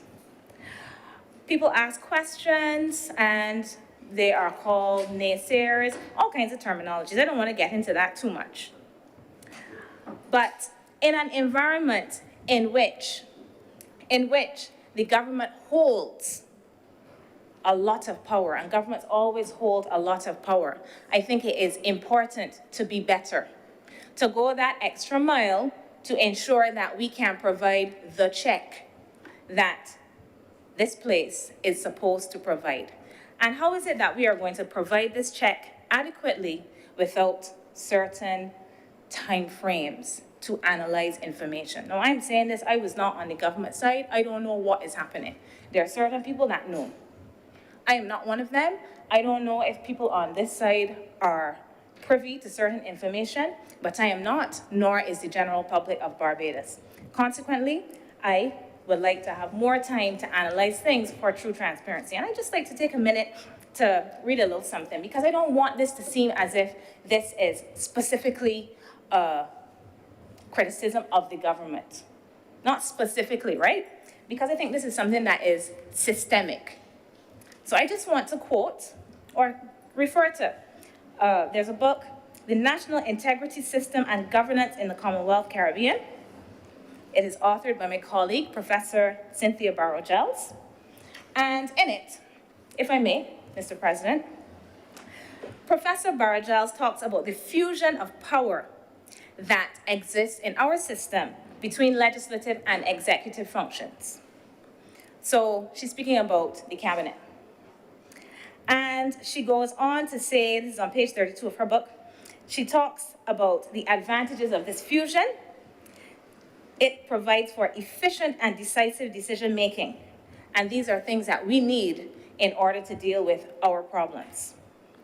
However, she continues to note that one of the concerns surrounding this approach is that it does not lend itself to transparency. So this is systemic, right? I'm not specifically talking about a particular government, although in this case, obviously, I guess I am. She goes on the next page, page 33, to note that given this combination of the fusion of these powers, our first past the post system, it leads to, and I should probably read this part because I don't want to misquote her. She says, Parliament has been virtually rendered as an ineffective tool of political and legislative accountability. That's what Professor Barrow-Giles says. I can read the whole paragraph, but I do not want to bore people. But she talks about, given the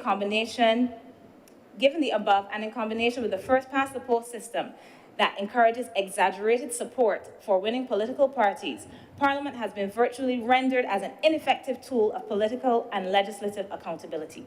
Okay, fair enough. So this is systemic.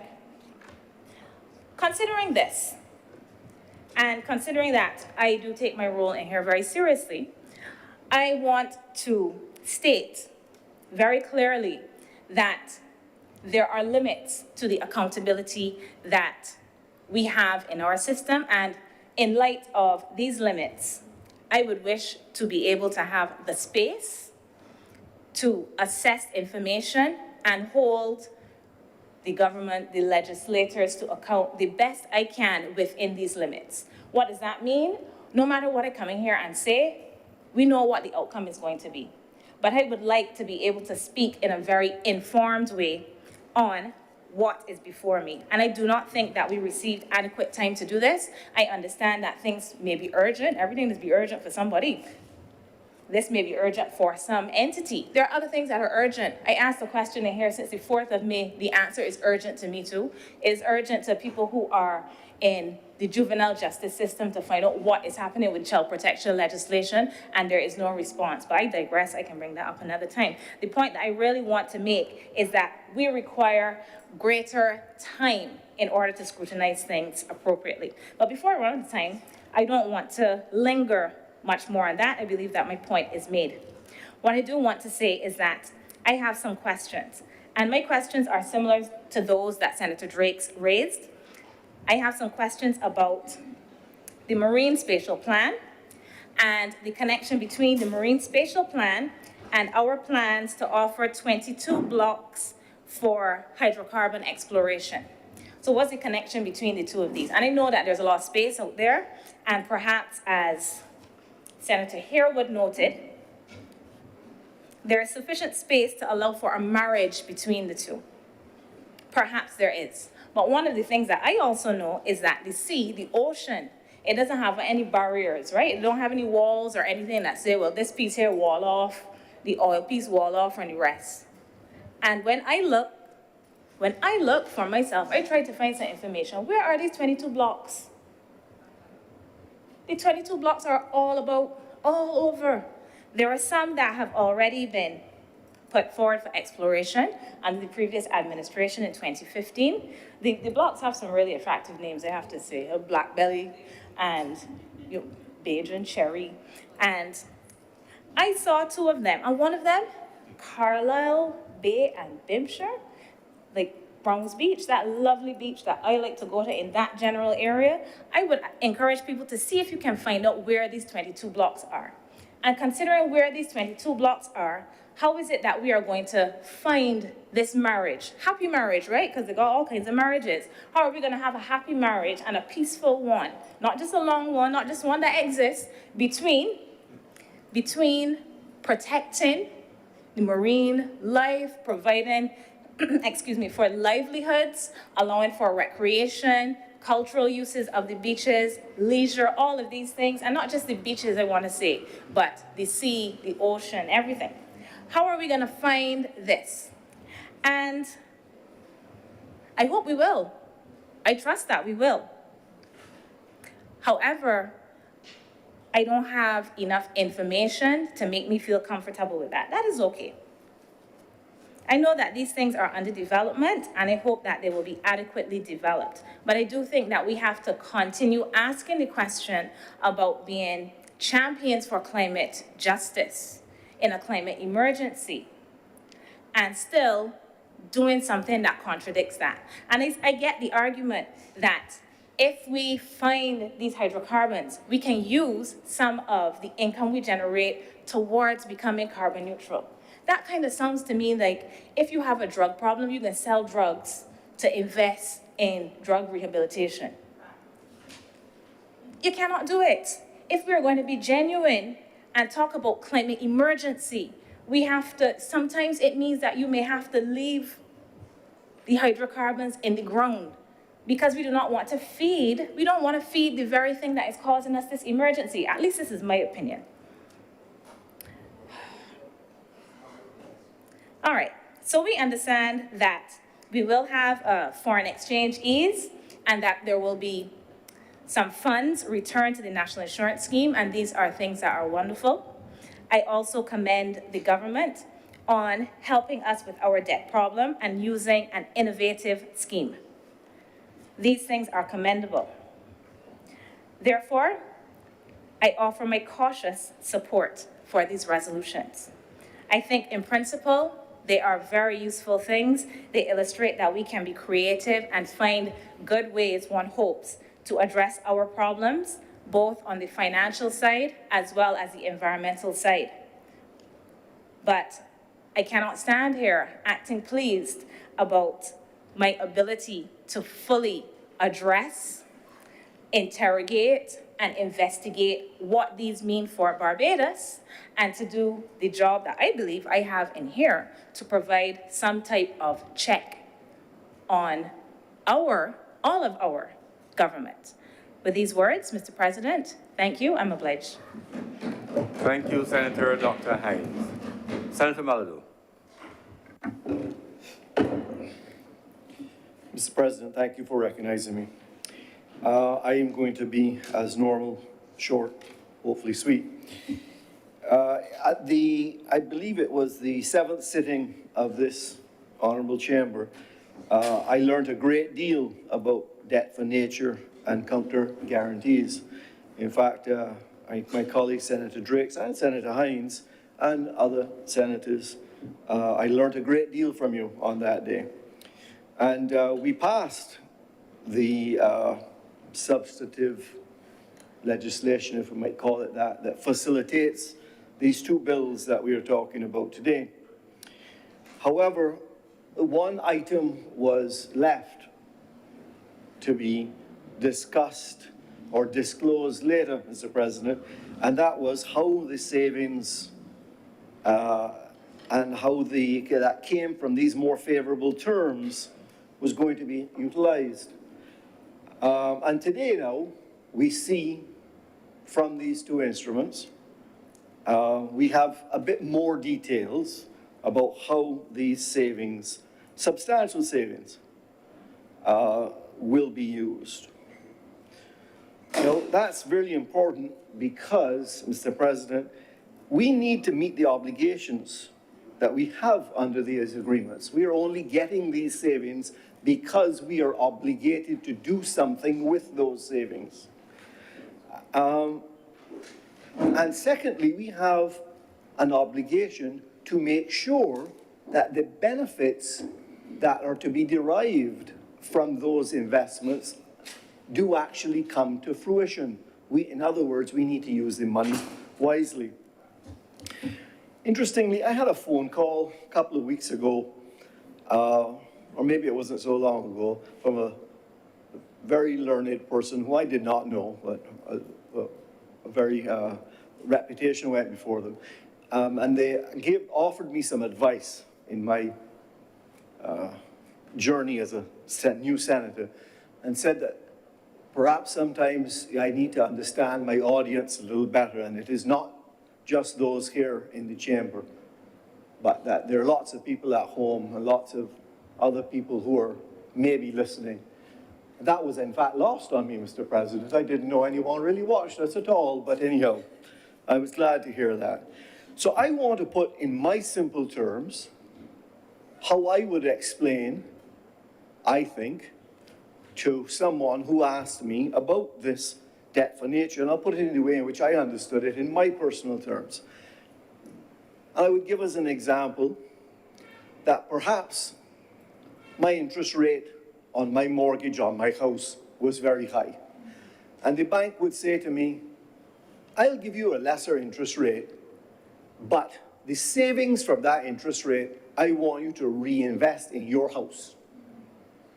I want you to renovate the kitchen, paint it, fix the roof, because the asset itself, you will make it better, and me as the bank, and you as the user of the house, we'll all be better off. So when the public who are listening to this, because when we hear 250 million and 600 million, it gets beyond my understanding of these big numbers.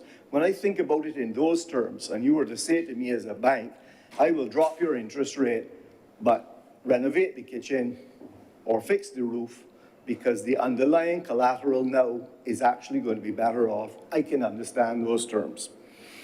But what that does though mean for me is the obligation that is placed upon me, and Mr. President, this point is what I want to get across. There is no change in the cash flow for me. While I no longer have to pay the interest to the bank, I still have to take the same amount of money out of my pocket, pay some to the bank, and pay some to fix the roof. We are doing the same thing here. Let us not leave this chamber with it unsaid that this does not change the cash flow position of the government of Barbados. The money still has to be paid. Less interest, which perhaps is going overseas, and more towards investment. Now, we all know that as individuals, that is a good thing. It's kind of like, don't pay rent, pay your mortgage, because now you own the house. At the end of the day, the same amount of cash goes out of your pocket, the same part of your paycheck. But at the end of it, you have something to show. Rent, you have nothing to show. A mortgage, you might own the house at the end. The same thing here. So that leads me then to my final point that I want to make on in supporting these measures. I would insist, if that is possible, my learned friend has told me that, you know, really and truly, we can say a lot of things here, but it will be passed anyhow. But we have an obligation, a significant obligation. And the four things that I would ask that we might learn more about and that we might commit to in supporting these two resolutions, and there will be more to come, is that one, the savings is segregated from the consolidated fund. I have seen how we're going to set up a trust and so on, but I want it to be explicit. The savings must be segregated. Number two, that the savings must be accounted for independently. Let's hear what they really are. I've heard the difference in the interest rate. Everyone has talked about that. But that's not where the savings is only coming from. Some of that savings is going to be eaten up in administration and fees and renegotiation of, I'd like to know specifically how much of this money is now going to go towards these causes. So firstly, segregate it so that it cannot be used otherwise, other than for the stated purpose, because, Mr. President, we are obligated to do so. Number two, account for it independently. Let's get a third party involved who can show that what we have done, we have met those obligations. Number three, audit it annually so that we don't have this situation that we see in other places where it's 10, 12, 15 years and we can't get an audit on these matters. They should be audited. Let's start this right from day one. We're doing it now, audit annually. And finally, disclose it transparently. So those four aspects, I will support this. I supported it on the 7th sitting in principle. I support it in the detail of what we are doing now, having understood what it is. It is a very good thing to be done, but let us, in the execution of it, not forget to segregate it, account for it independently, audit it annually, and disclose it transparently. With those few words, I'm obliged to you, sir. Thank you very much, Senator Malado. Any more speakers? Senator Reverend Dr. Rogers. Thank you very much, Mr. President. Good afternoon to you and my colleagues. I thank you for the opportunity to just say a few words on these resolutions that are before us. But I'll do so within the context of my experiences over the last few weeks. I've been taking a bit of a break from my duties in other places, and it has given me some time to reflect upon life and what is taking place around us. And no doubt the events of the past few days in the context of our world also give us an opportunity to think about what is happening to us. I speak particularly of the passing of the former head of the Commonwealth, Queen Elizabeth II, who there have been many debates surrounding her passing and her tenure. But what I think we can all pull from it was her dedication to service for the cause to which she committed herself, whether we agree with that cause or not. Certainly we cannot deny her dedication to the cause, and perhaps it is something from which we can all learn. And I say this against the backdrop of a particular line in our national anthem, our brave forefathers sowed the seed. And I was reflecting on how we are those brave forefathers. We are those brave foreparents for our future generation, because the present is really the past of the future. And that brings me to what we're doing today. I want to impress upon the public of Barbados, in addition to what has already been eloquently said by many of my colleagues here within the Senate, that what we're doing here is nothing new.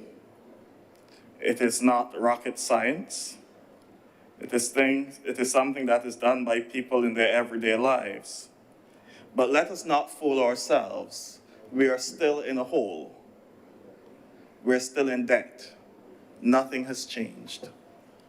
What we're doing is simply, as both Senator Hines and Senator Malalo pointed out not long ago, is putting any benefits to be accrued from the change in our interest rate to something that can be developmental for our people. And so we're really laying a foundation so that hopefully, generations to come will sing of us.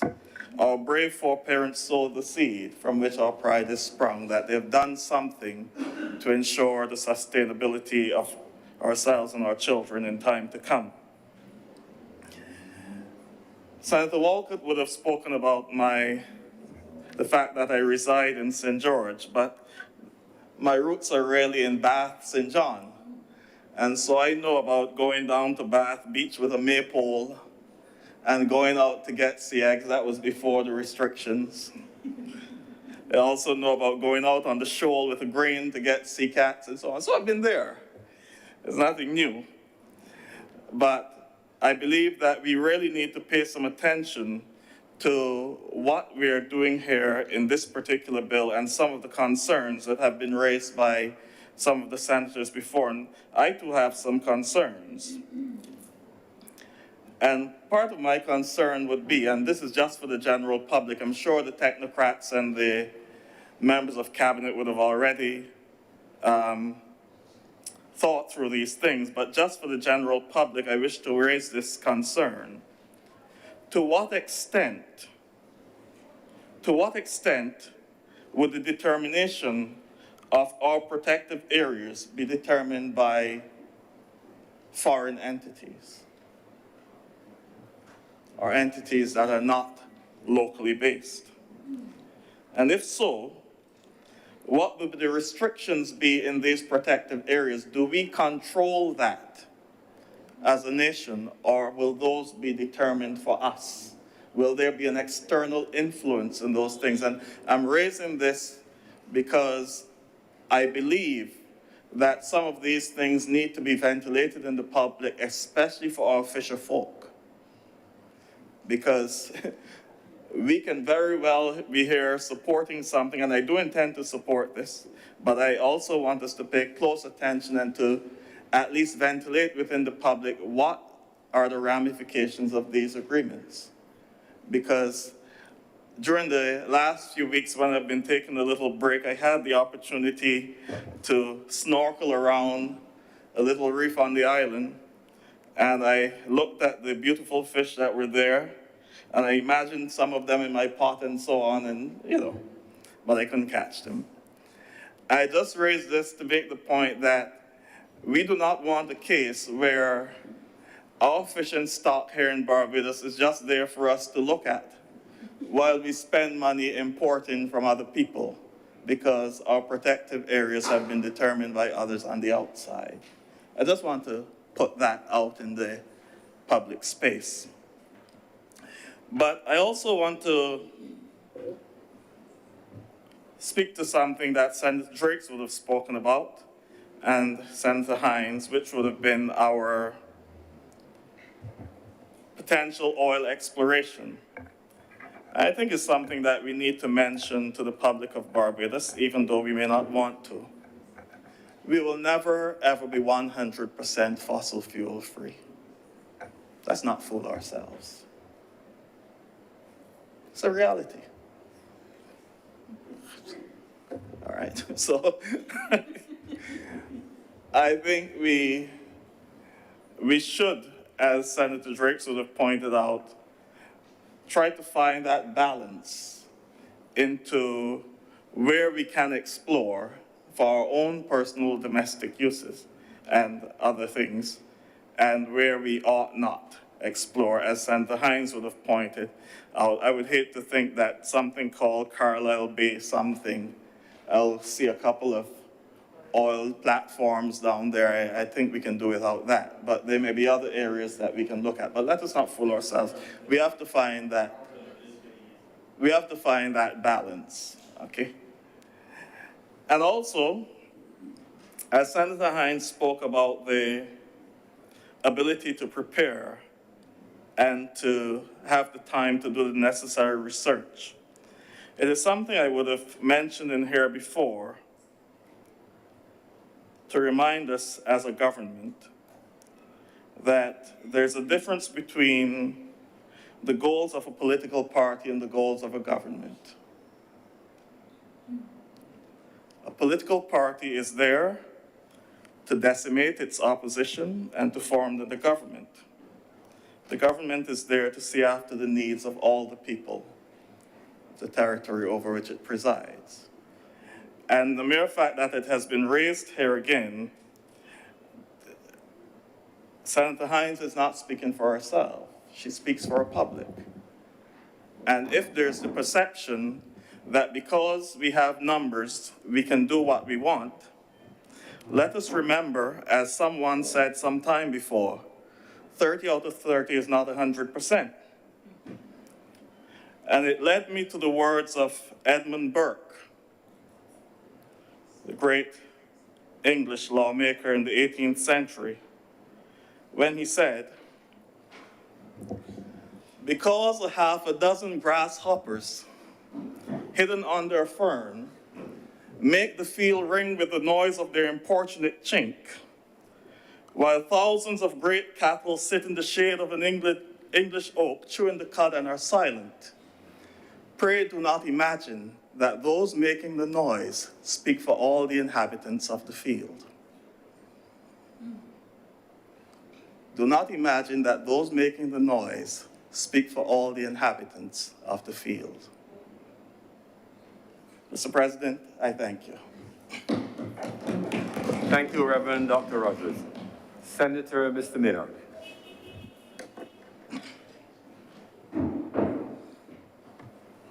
Thank you, Mr. President. Mr. President, like Senator Rogers, in my short time, I've seen the disappearance of the sea egg. And this government is displaying the maturity that's needed to probably stop, if they can, some of the things that will happen. And this resolution seeks to provide funding whereby the government can fund at least part of what needs to be done in the future. And it's interesting that he's chosen an NGO to manage in some way in the overall savings and how it will do things. NGOs have worldwide done significant and important work in all aspects of our lives, and they're often not recognized. And I rose, Mr. President, specifically to say a thank you to the late Dorothy Cook Johnson, who did tremendous work for this country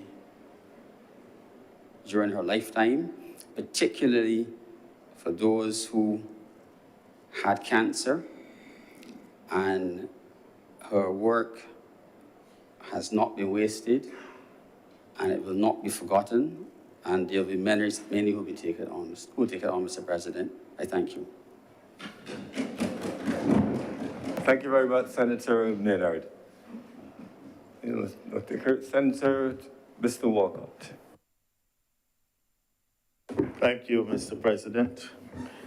I'm well aware of the time, and I know that some honorable members must be having and feeling the pangs of hunger.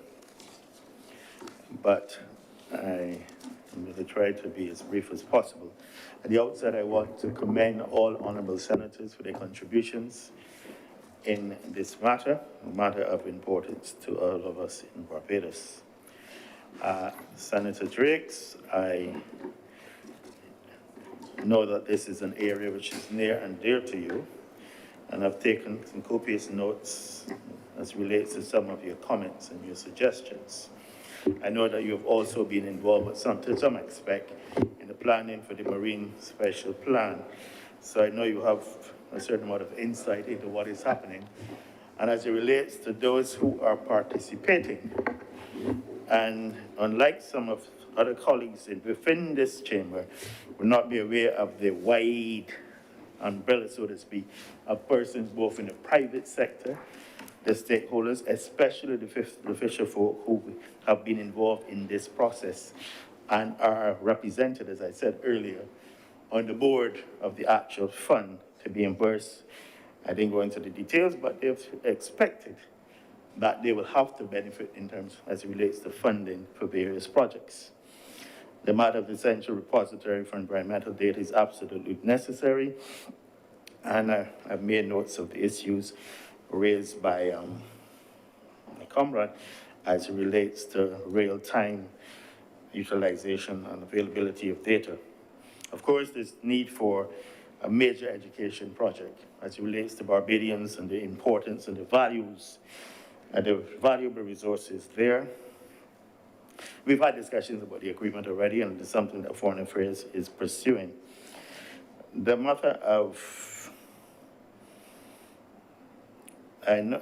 you know that I share some of the issues, and they're being discussed as it relates to the development of this marine protection area and its boundaries, and will we start near to the coast or will we start further away, and those things are still to be worked out. You went into the whole area of hydrocarbon explorations. You can hear me. For your benefit, Senator Malado, I'll take off my mask so that I'm not accused on television of not wearing a mask in a closed space. Anyhow, you went into you took a dive into the Atlantic Ocean and into the matter of blocks offshore. And where you went, others went also after you went there. You were very delicate and you spoke about the normal things that we have to deal with at the international level, speaking about climate change and the effects of climate change, while going to Houston to do another launch of blocks. Immediately I want to say that in statements, certainly made by the Prime Minister and others, we have not said that there will be 100%, 0% use of hydrocarbons. I don't think there's any country in the world, even the ones that are saying that they're achieving 95%, are not there yet. So it is something that we are mindful of. In relation to the entire Marine Spatial Plan, it is said and it is understood, and Senator Drake, you quoted it, 70,000 square kilometers to the southeast of Barbados will not be, has been reserved for a marine hydrocarbon exploration. And this has been in effect since 2007. I heard Senator Hines speaking about Carlisle Bay, and she said this after speaking about mischief, and that people are accused of being mischievous when they're seeking information.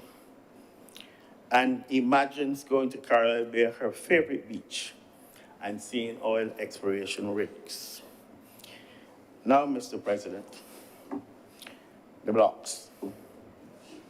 Surrounding 90% of Barbados is a block called Bridgetown, encompassing Carlisle Bay and all of the beaches of Barbados. St. Lucie to the tip, it goes into a block called Moses. Carlisle Bay and Bimshire are in the southeast, in the same area I spoke about that is dedicated for oil exploration, hydrocarbon exploration, hundreds of miles away. Indeed, Carlisle Bay the area is 2,498 square kilometers.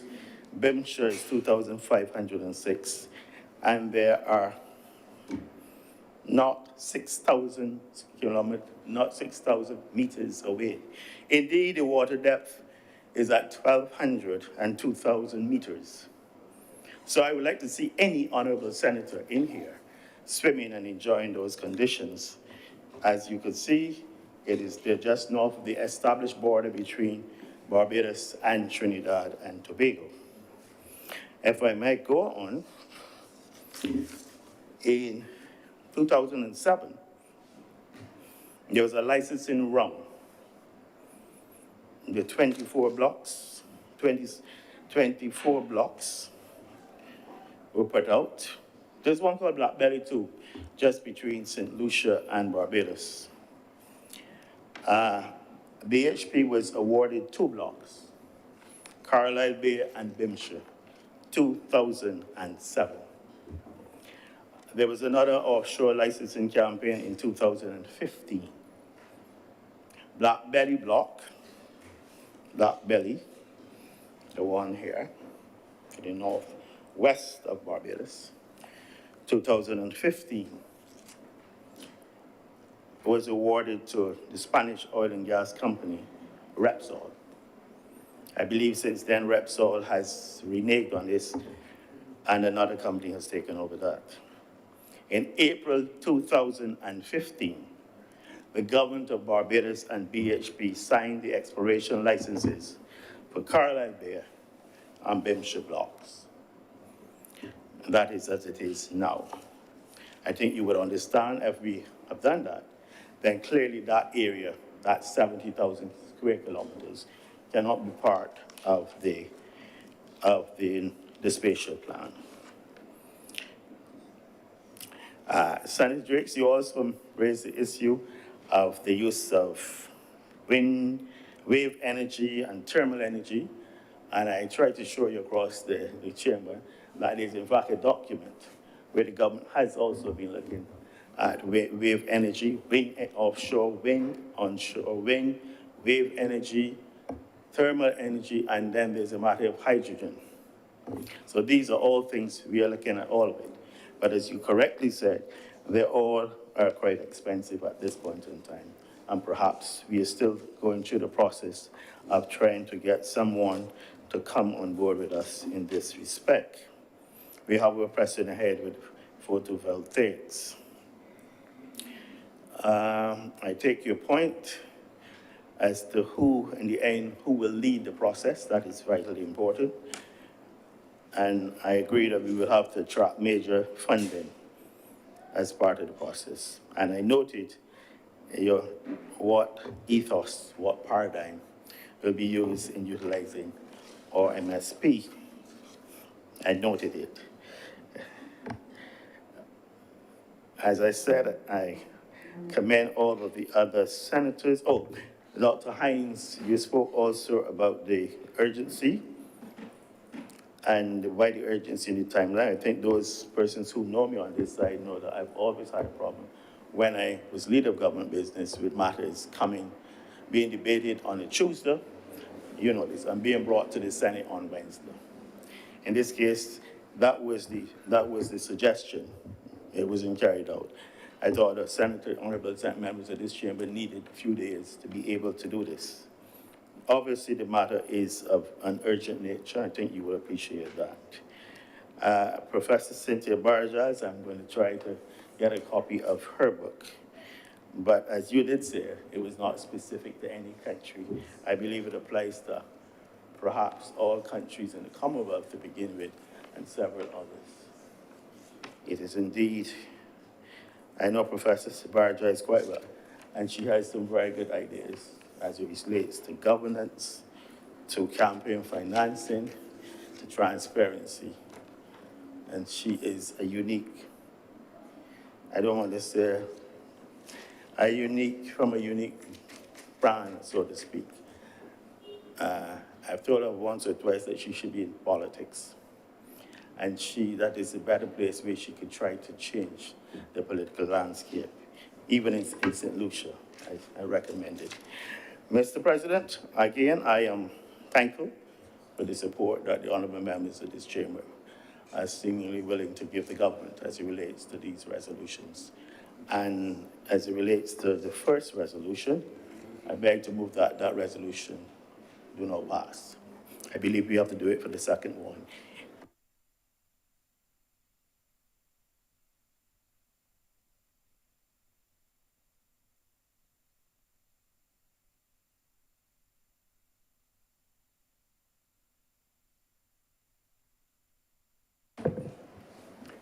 The question is that,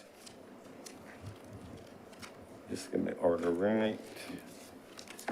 We did order number 7, I believe, Mr. Clerk. Pedro? Order number 7 first? Yes.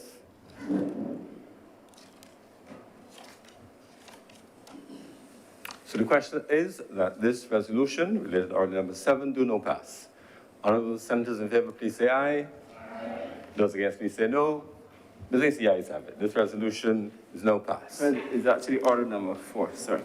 4, I thought 7 sounded wrong.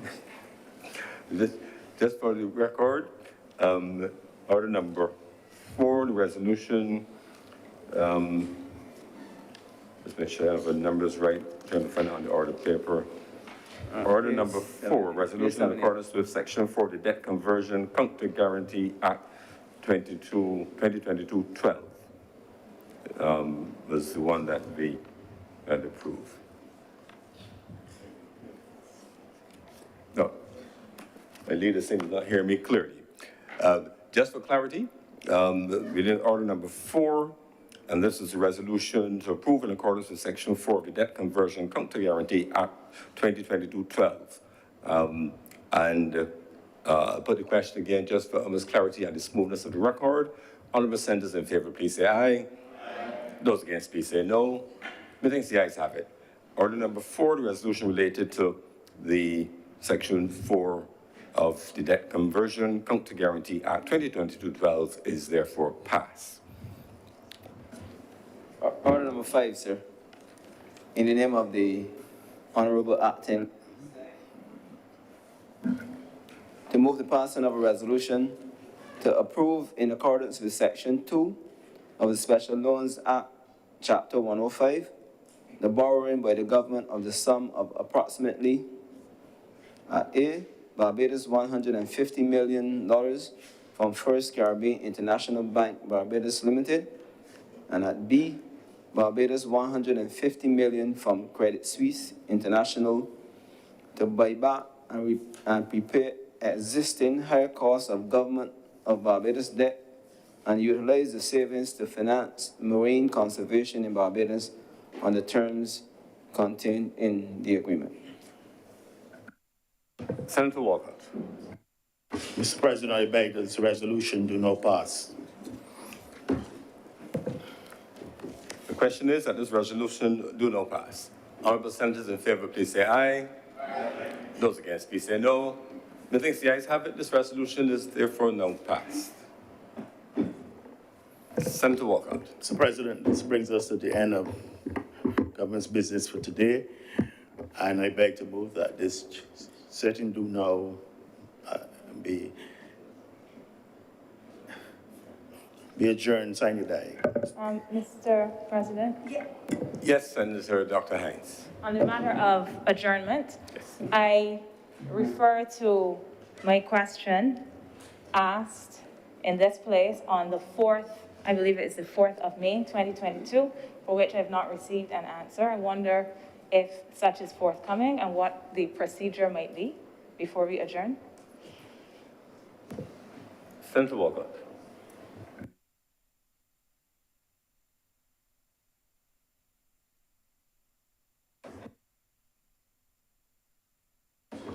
Thank you, Mr. President. I'm taken aback at this point in time.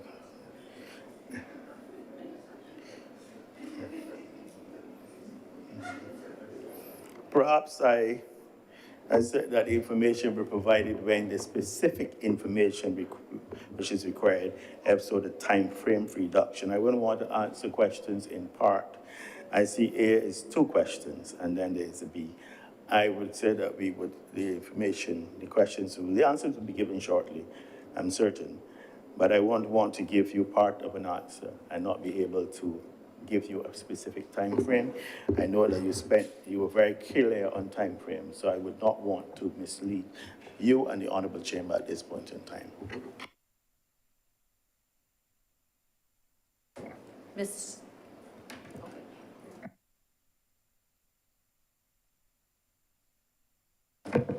Yes, Senator Triggs. Mr. President, before we adjourn, I also want to somewhat reiterate something that was said earlier. And I want to formally state my displeasure with the logistics of how Senate is currently being administered. At the moment, we are scheduled to meet on Wednesdays. It has come to my attention and to some others in the chamber that we are now meeting Mondays, Tuesdays, Fridays. It has now become an ad hoc situation. Some of us, Mr. President, we have our own private business. We block off Wednesdays for Senate sittings. It is extremely inconvenient when we're being called on Mondays or any other day of the week except Wednesday to sit. in addition to wanting to come prepared, we want to come, we want to be present. And I'm asking those who are in charge of the scheduling of the Senate to be cognizant that some of us have professions that we have to be rescheduling surgeries and all other forms of business. And we take what we do here seriously, and if it is that Senate is scheduled to meet on Wednesdays, that it does so. Mr. President, the last sitting of this chamber was on a Tuesday. There is no way any of us could have contemplated that because the House, the other place, meets on Tuesday.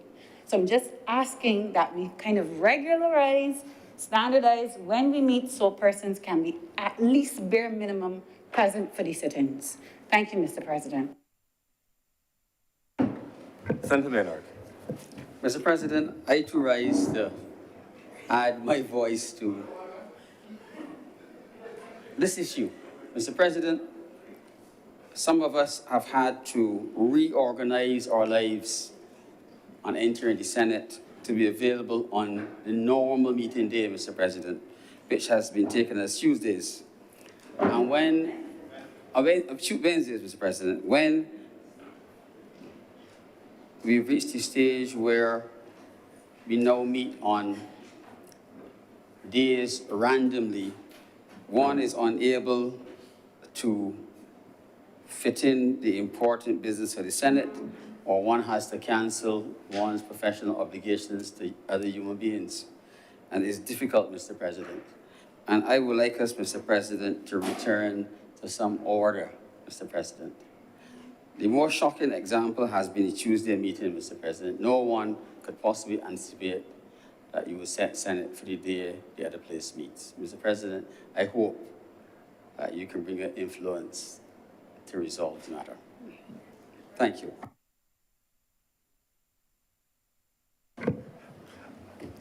Thank you for your comments, Senators. I will raise those matters with the leader of the House. The clear intention is for the Senate to meet on Wednesdays. However, you'd appreciate that from time to time, where circumstances may warrant, the leader of the House may, based on the exigencies of the moment, make other proposals. But I certainly agree with you that that would be the exception rather than the norm. The leader of the House is not here, of the Senate is not here today, but it will certainly pass those sentiments and very practical concerns and considerations with her. And certainly, I would agree that once we could keep to regular schedule, it will make it much easier where we do have to deviate based on the exigencies of the moment for everyone to be able to make that exceptional deviation from their schedule. So thank you for raising those legitimate concerns. Senator Dr. Hines. I know we all want to leave, I want to leave, but Mr. President, I would like to reiterate that it is important that not just I, but the people of Barbados receive a response to the question that I asked in May. The question asked about the time frame to deal with, and I understand that Senator Walcott does not have the response, I understand that. But this is an issue that is also pressing to some people, and it is very important. Child protection is very important, and having answers on how we treat to this is not something that I believe should take 4 months to get a response to. I'm not saying that the child protection legislation has to be finished. I am just asking a question as to the time frame for this. And I hope that what I am saying here impresses upon those who have the responses the importance of providing this place and the people of Barbados with a response to the question, not the legislation, not to fix all the problems. Just let us know what the time frame would be. Today we met because the matter was urgent after 3 days, and I'm just asking if after 4 months, I can't receive an answer. Thank you, Mr. President. Senator Walker. Mr. President, certainly, I wouldn't want to give the impression that we don't have an intention of bringing this legislation. I believe this has been discussed in cabinet quite recently, and it is government's intention to have this legislation laid certainly before December the 31st this year. But I can't give you the specific. Might well be well before that, but certainly before the end of the year. But that doesn't answer your question. I can't give you the specific time. Thank you very much, Senator Walcott. Thank you very much, Senators. The question is that this sitting be now adjourned sine die. Honorable Senators in favor, please say aye. Those against, please say no. The things the ayes have it, and this sitting stands adjourned.